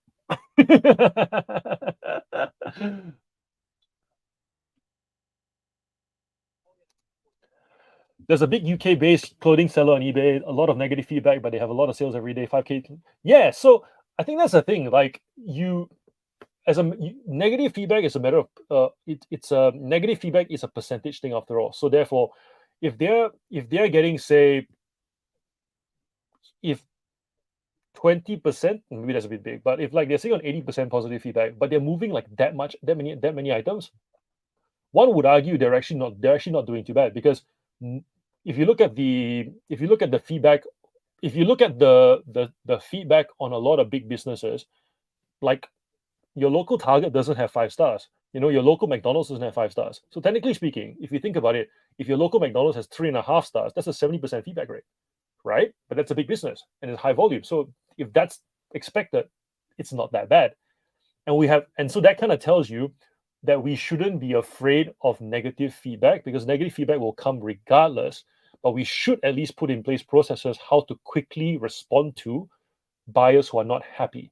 Because if a buyer can be bothered complaining about something, I actually learned this in finance. People who are vocal at complaining are also people who are vocal at praising. If you can convince somebody that you are able to fix their problems, the vocal ones, they will be your biggest advocates. You need to see it that way. You can't just be like, oh my gosh, this person is complaining, I don't want to deal with them, and you just cower and hope that they go away. That doesn't help you grow your business. But if you're able to turn a situation around because they've either misunderstood something, you've misunderstood something, in which case they will, like, if they have misunderstood something, you educate them in a calm, kind, and understanding manner. They will be like, wow, I did not know that, but thank you for being so kind to explain it to me. If you have misunderstood something, be quick to apologize in a kind, understanding. You get the idea, right? It's just be kind, be understanding, be willing to spend the time to explain and educate. These people will be your biggest fans because they will come back, they'll tell other people, I went to, because they don't get it anywhere. That's the point. They go to their local Target or McDonald's, they're being served by teenagers who don't give a shit about what's going on in their life. But somehow there's this random seller online who happened to listen to why something happened, understood it, explained it, and then apologized for the places where they screwed up. It's rare. You've now differentiated yourself, right? So therefore, if you're able to do that, that in itself will take care of the feedback. But bear in mind, it doesn't remove all the negative feedback because negative feedback is bound to happen regardless of how big you grow. So stressing about that percentage number doesn't do you any good. That's all I'm trying to say. Yeah, Paul. That's what Paul thinks about. Whoa, 5K. Imagine the supply chain.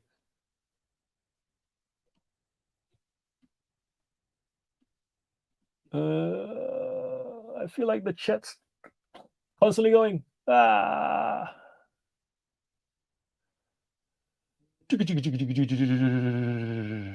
Jody, I'm glad. I'm glad you guys are doing okay. Yes, I've recovered from the hostage situation with the octopus. Uh,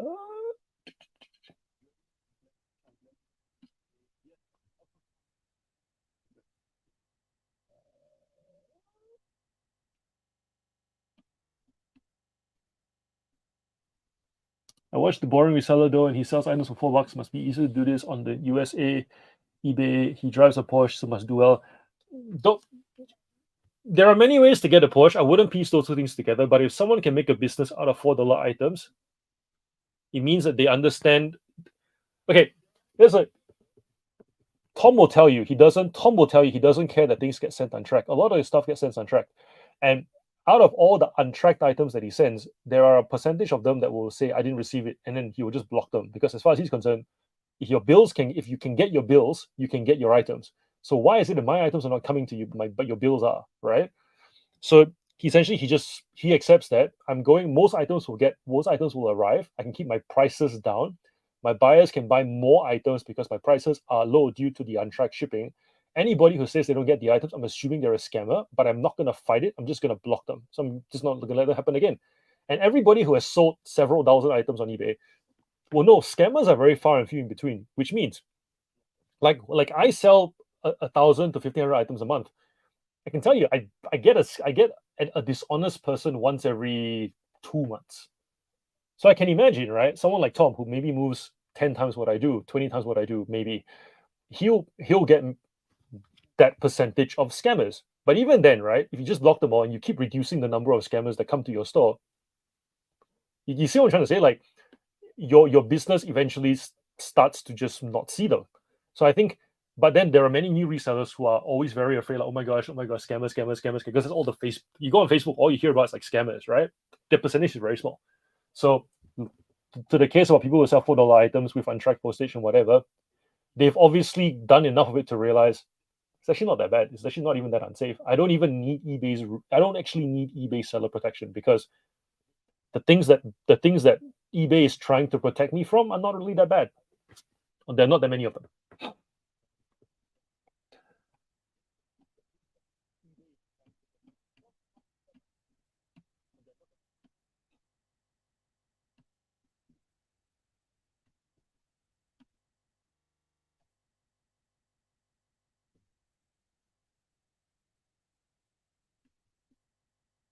Are you all able to sell to the UK? I've sold things in the past to Australia through global shipping. We don't have the global shipping program here, but we can sell things internationally through Australia Post. I sell internationally. I reckon 20 to 30% of my sales are international because collectibles and toys. So yeah. And also in Australia, we get this thing called a band discount. So um so if you're on if you spend a certain amount in postage every month, that discount increases. So I think in band I'm on the highest band, which is band 5, and you get like 25% off shipping. So therefore, if you think of if you charge a high enough flat rate shipping and you get 25% off of that, but eBay charges 13% on the shipping and the item, essentially the discount on the shipping covers the fee on eBay for the shipping and the item, and then the profit more or less becomes pure profit. So that's kind of cool. So really, the more you sell on eBay, the international shipping customer is the customer you want because you make more money from that, which is ironic. And most people don't really get their heads around that until later on.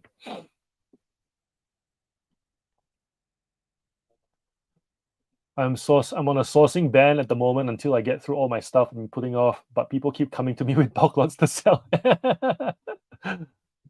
I've spent Mandy, have you thought of being the wholesale person who then sells on to other people? Could that be an option?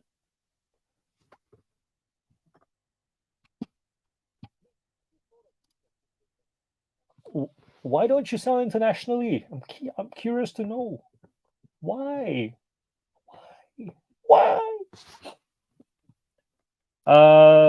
Loopy has spent the last 3 hours looking for label writers. Talk to Paul. Paul's all over that. I've only ever bought the Rolo, and I like the Rolo, and I've never bought anything else. And it's last me 2.5 years.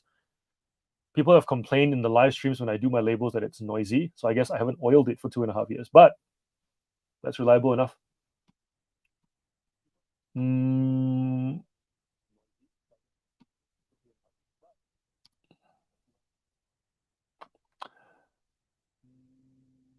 Matilda goes, like the convo I was having with you, I'll do that when. I call myself saying this often. Now I check myself and just get on with it. Doesn't need to be perfect. Does not need to be perfect. Jody, people in the UK buy everything that people in Australia buy. they just that's the thing. Everything was mass produced at one point and distributed all around the world.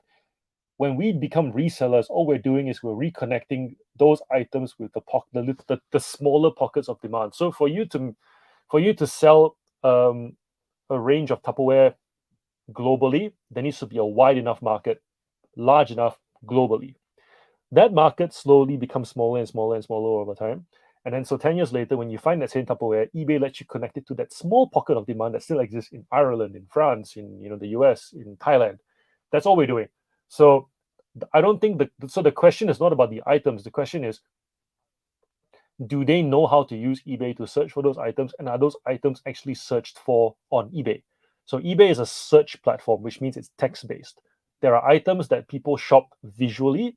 There are items people shop with words. So, for example, a Hot Wheels car is very much a word-based search because there's the brand, there's the make of the car, there's the model, there's the year, there's the the range that it came out in, the color, whatever, right?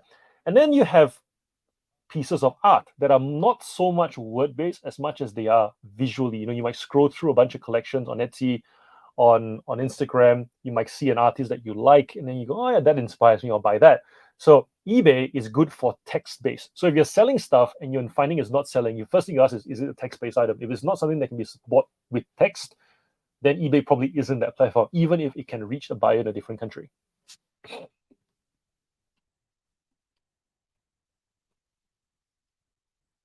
Big W on eBay only has 97% feedback, which is quite low compared to any of us. Yeah.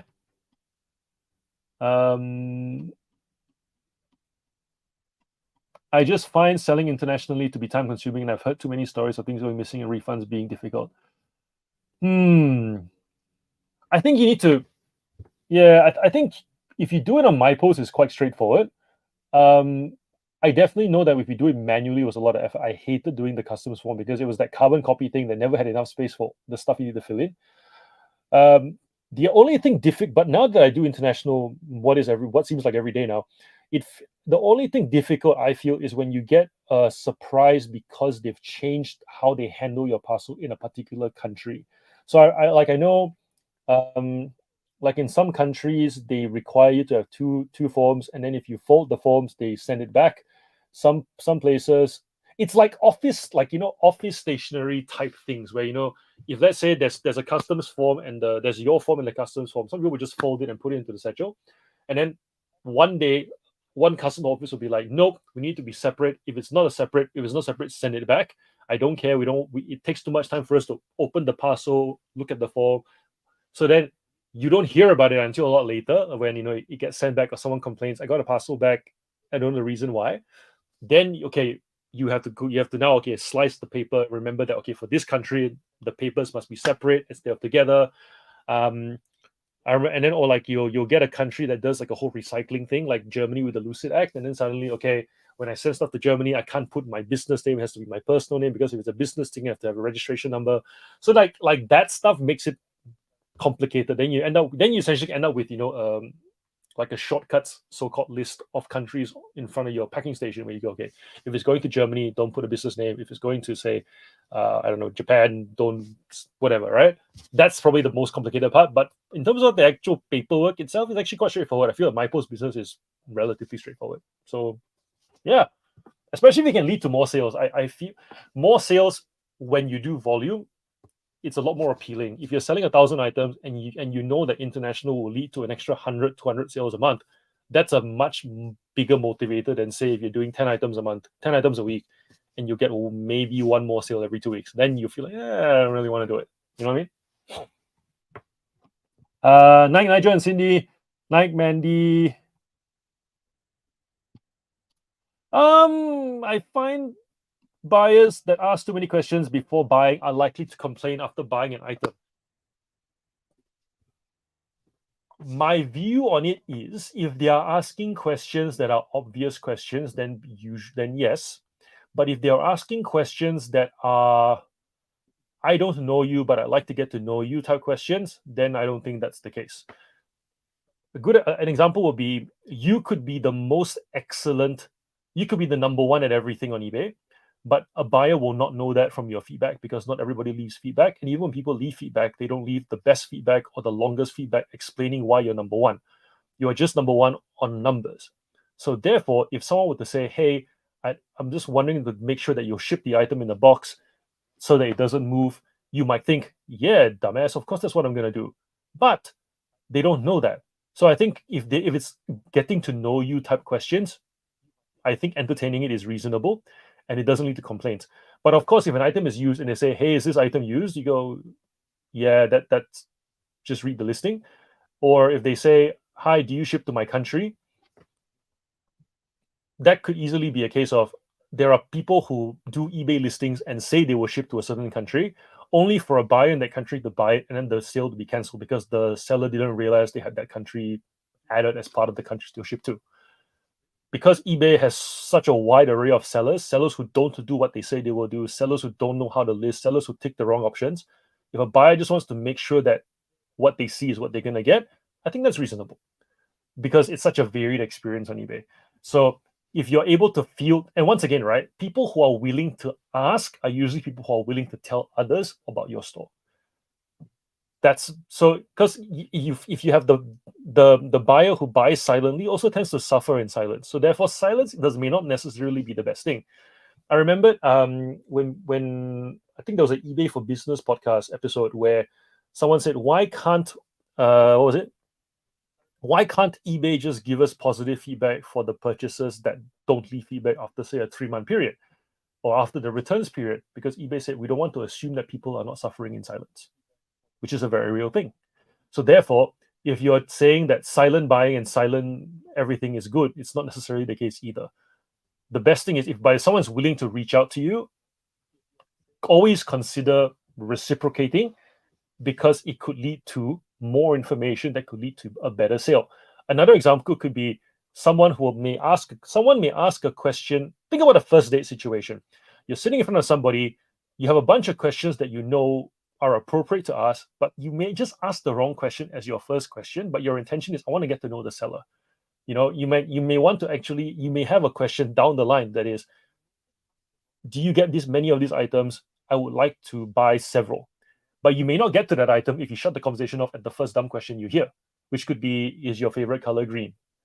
Hi, what do you do for a living? Like if you don't like the first question and you shut the whole conversation off, you may not get that really nice question that's like 3 or 4 questions deep. So therefore, always field the question, see where it leads, and what you'll find is that you'll get more sales. And taking for someone who sells, once again, 1,000 to 1,500 items a month, depending on the month, I still field every question because it has led to more sales. It has led to repeat buying. It has led to better questions as a first question for future purchases. So I think, yes, field every question, especially if they get to know you questions.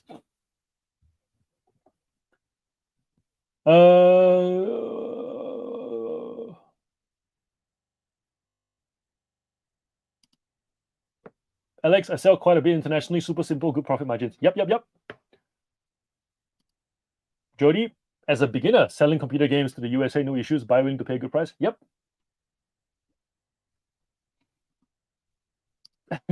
Paul, with regards to label printers, get the cheapest thing that works and is designed to be idiot proof. Even if you're smart, idiot proof is good. Agreed.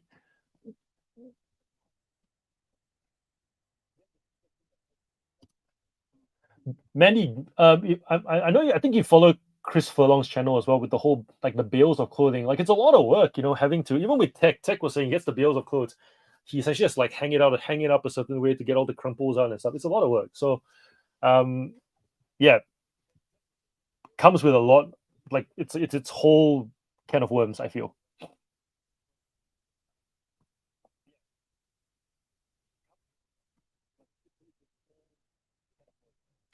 Jonas is here. There are too many cheap booksellers in the UK, so I wouldn't sell books to them. Jody, categories are so wide that you just don't know. And I think that's why eBay is fantastic because the number of times I've sold common items to play to this. Okay, selling toys, right? If you think about where in the world is the best place to buy toys, the USA. The US gets the widest range of toys across any toys. It could be toy cars, toy trains, toy planes, action figures, any franchise you can think of. The US has the full range for the most part, right? And I think Japan as well. I'll get people buying very common items that are like $10 and they'll pay $30 shipping.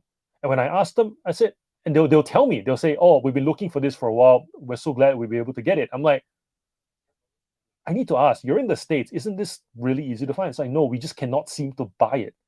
That's your answer. It's not that they can't find it, it's they cannot buy it. Because the apps refresh at such a high turnover rate that like they might watch an item, come back to eBay, it's sold already because just the level of traffic on their sites is so high, they just cannot get the item, or they'll buy the item, it's out of stock. So you can imagine, come Christmas time is a very stressful thing. I've been to the States and Canada during Christmas periods where Black Friday sales, it's like camping in front of shopping centers, rushing in with walkie-talkies because your phones are jammed. You're going to the shelf where the item is, it's gone. You go to the counter, you see it dumped, you pick it up. Like it's that kind of environment. Now imagine that online. It's really frustrating for someone who is busy. The kid says, "Mommy, I want to buy this item." Okay, mom goes, "Yep, I'll get it." When I get a moment, she puts down the plate. She goes to the item, it's out of stock.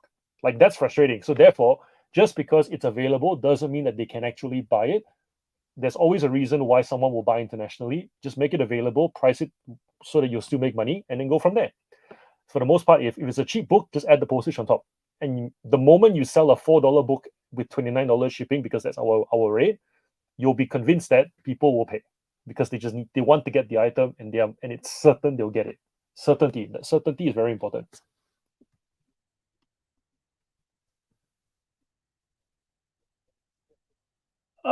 I don't think.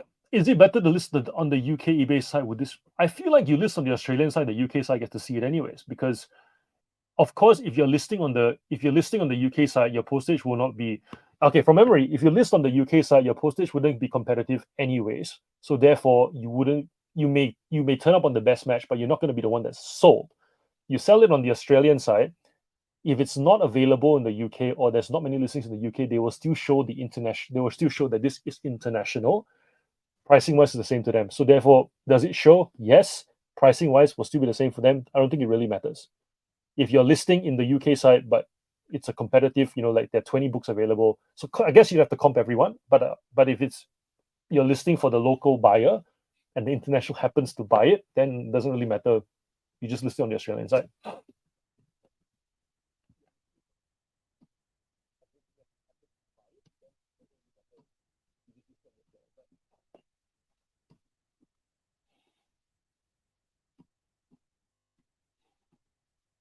Mm, Night Matilda. Night Alex.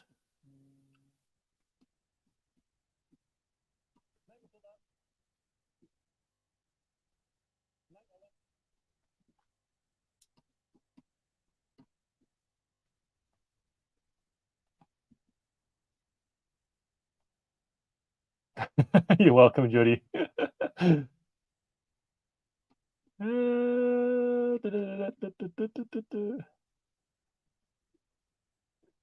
Yep, block obvious questions.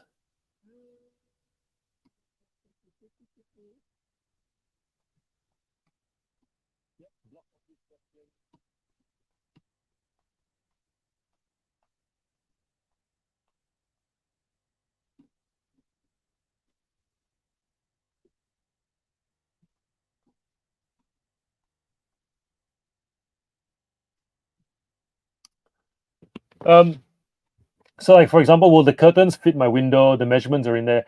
I get it, but at the same time also I feel like if there's a question you can ask that will and don't take this the wrong way.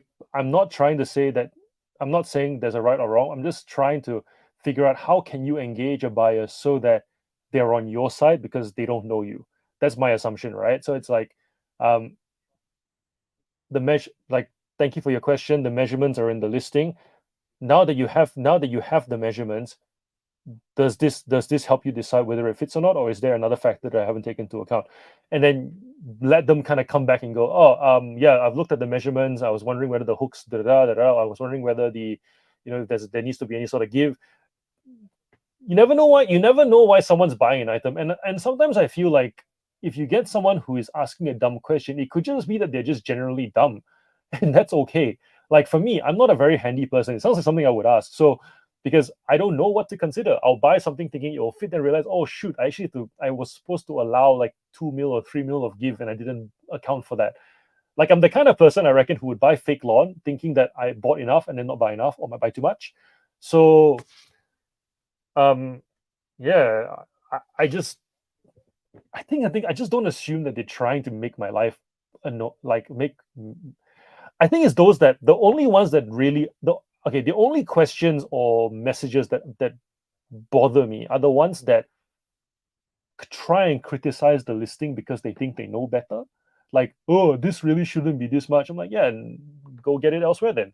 or or the ones that are like, I saw this item on eBay, for this much. You shouldn't sell it for this much. But why are you here? If that's the case, if you've seen it cheaper, especially the ones who comment on the secondhand listing and they go, I've seen this new for this price. Okay, go get it. Don't message me. Those messages are annoying. But if it's just questions and sometimes very dumb elementary type questions, I always like to see where it goes. Because I also might learn a thing or two, because at the end of the day, I'm not, as much as I'm in my category, I may not be an expert in my category. I may still learn a thing or two along the way that will tell me, oh yeah, that's a special edition. Oh yeah, that's an error. Oh, that's not actually meant to do this. What, that actually has that feature? I had no idea.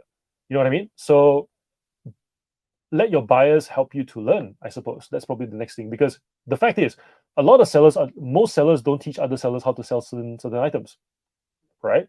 Because it's the secret knowledge, I guess. So if a buyer asks a question that leads to learning, that's a good thing.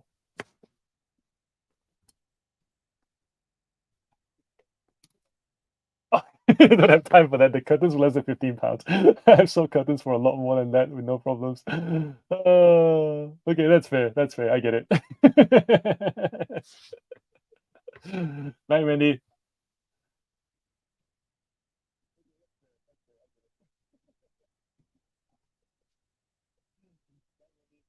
Also, I had someone tell me they found a book in better condition cheaper. I've actually raised the price on an item that was the cheapest item available when somebody said, "Oh, can I please see more photos of the condition?" And I went, "No, I don't want to take any more photos." Uh, John, what's the last? John, what's the last thing that you researched to sell out of your normal day-to-day stock? And what is the most interesting thing you found out about it? I reckon it's that. Oh, most interesting thing that I sold. Most interesting. Okay. So there was this. So those of you who followed the channel for a while know that I sold the toy car for $800. I didn't know what I had when I saw it. All I knew was that I hadn't seen it before and that it looked different. So with Auto World cars, you have there's like a, let's say if you issue the same car in 4 different colors, like red, blue, silver, whatever. Except this car was unpainted and the wheels were white. I knew that when the wheels are white, they're special. And I knew that if the wheels were red and the car was red, it's more special. But I didn't realize that it was unpainted and the wheels are white. It's as the most special. So essentially, they call it ultra raw. It's like there's only 1 out of 10 globally of that car. So obviously, Google Lens had no pictures because nobody takes pictures of these things. Like you can imagine, there are 10 items, they're already packed. No one knows what they look like, but they know what they know what an unpainted car looks like. So if they see it, they just grab it. So essentially, I went to, it was the town next to Mount Buller, Mansfield. For those of you guys who've been here, there's a K Hub. Essentially, it's the country version of Kmart. And I went in there, and it was sitting on the shelf. I was like, okay, picked it up, went home, and then obviously the friends we were with were like, they know what I do for a living, but they don't really get what I do for a living. And then they just like, yeah, John's wandered off to do some sourcing. I came back and I was like researching this car. And then I told them, hey guys, I reckon this is like $800 car. And they were like, no, but you only paid $13. I'm like, yeah. And so that to me was interesting because there was no Google image to tell me what it was. And even I had to join a Facebook group to figure it out. And even then it didn't tell me for sure because there are no comps on this thing. Once again, 1 out of 10, recent release, right? Found that happened to trickle across the globe, from made in the States across the globe into this random K Hub.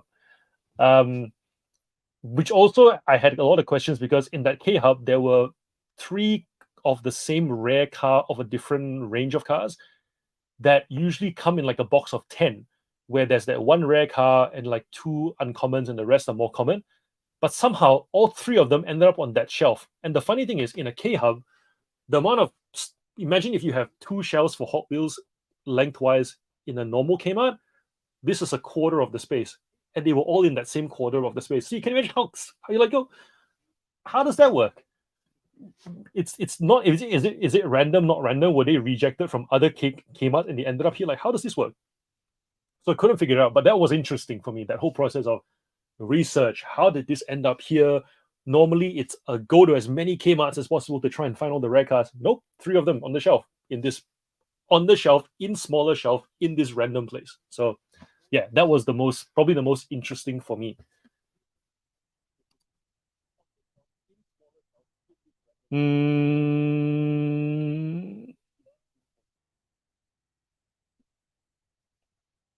yeah, what's your interesting story?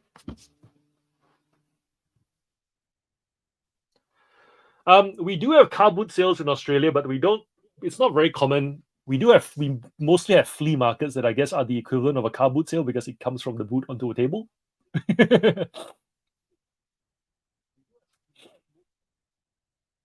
Most interesting thing, interesting and well researched. Yeah, do we have car boots in Australia? I assumed you meant car boot sale. It'll be really funny. You just have a bunch of cars with no boots. It'd be hilarious. We all drive pickup trucks in Australia. Sounds very American.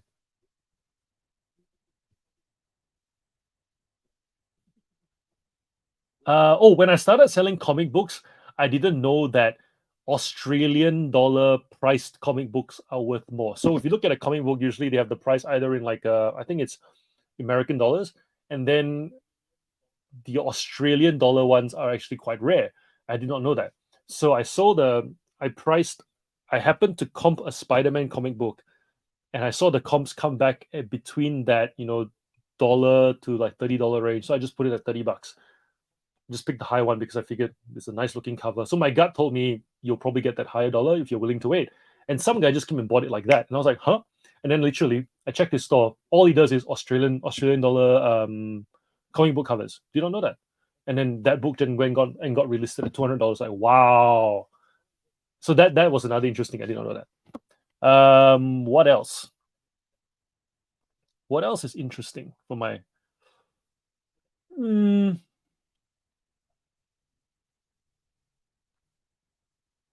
what else is interesting? Yeah, news agent ones are more sought after than the comic store ones. There you go.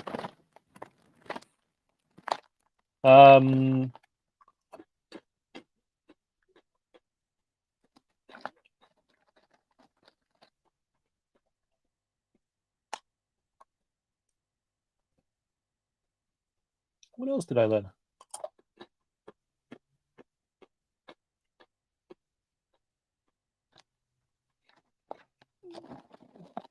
Trying to decipher signatures on art. Interesting. Yeah.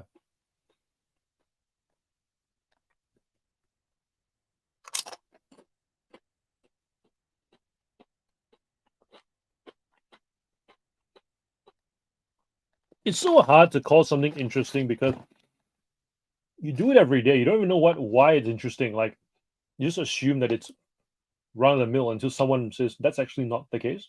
You know what I mean? Hmm.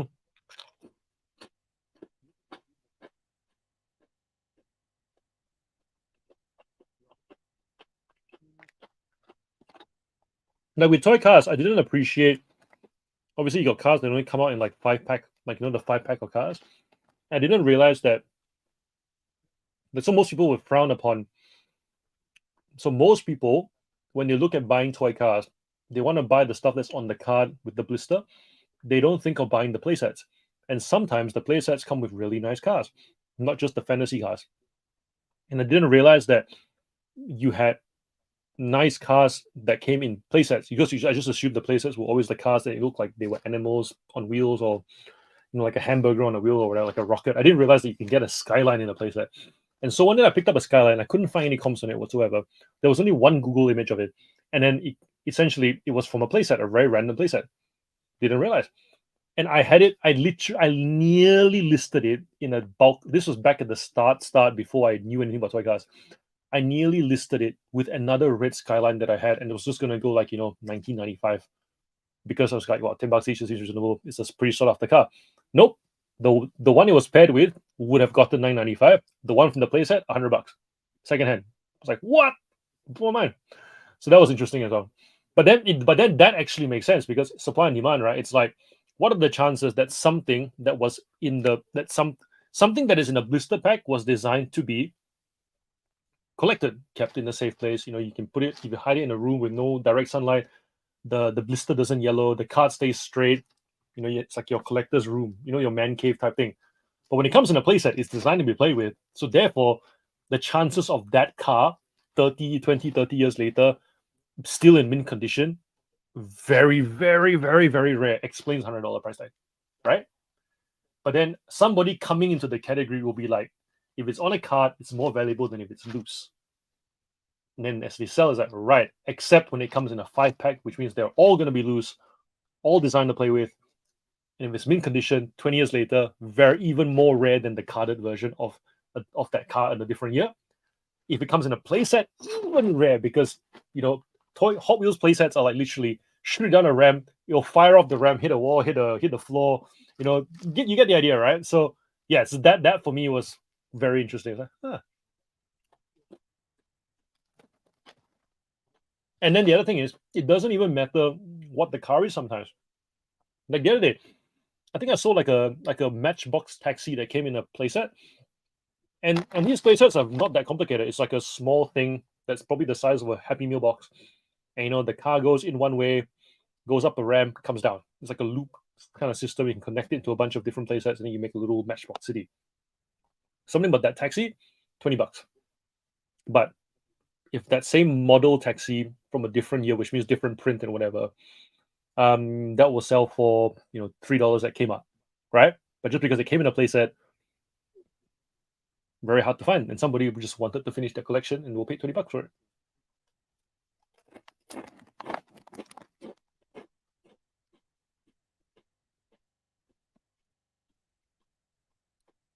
Paul saying, "Hurry up and sell those books while Mel is away." Wasn't someone who was it that was saying the last one of the previous live streams that um they noticed their sales have gone up because Mel is gone, and when Mel's around, their sales are a bit lower.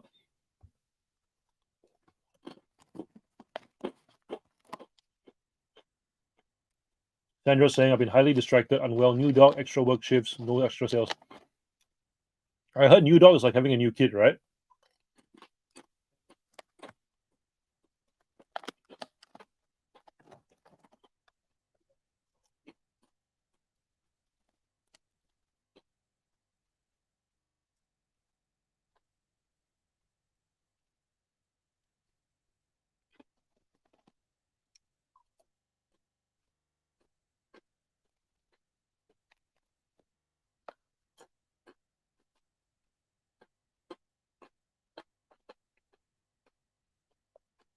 Chick lit.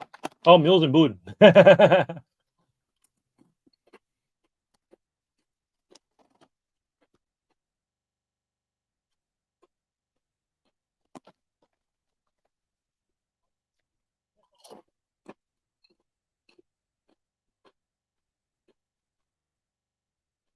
Paul says kids may not be good boys and girls, but dogs are always good boys and girls. Hmm.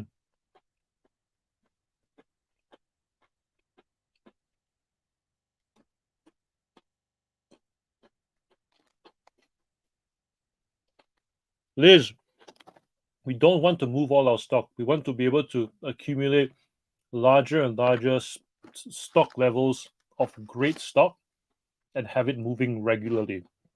That's a business, right? You got to move it all. It's just a project.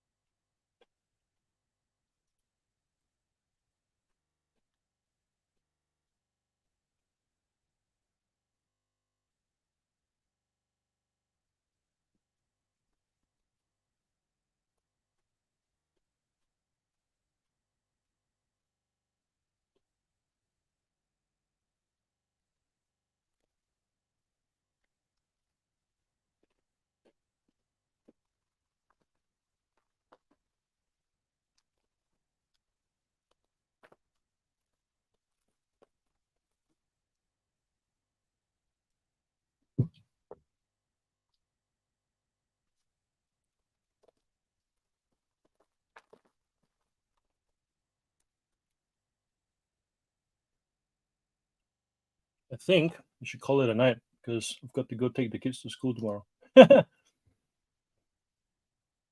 Even though I don't feel like sleeping yet. Are we cool for me to end the stream?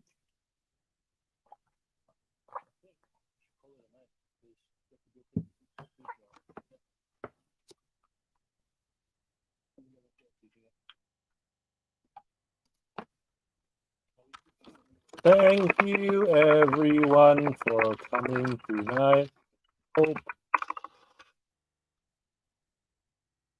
Hope it was mighty productive.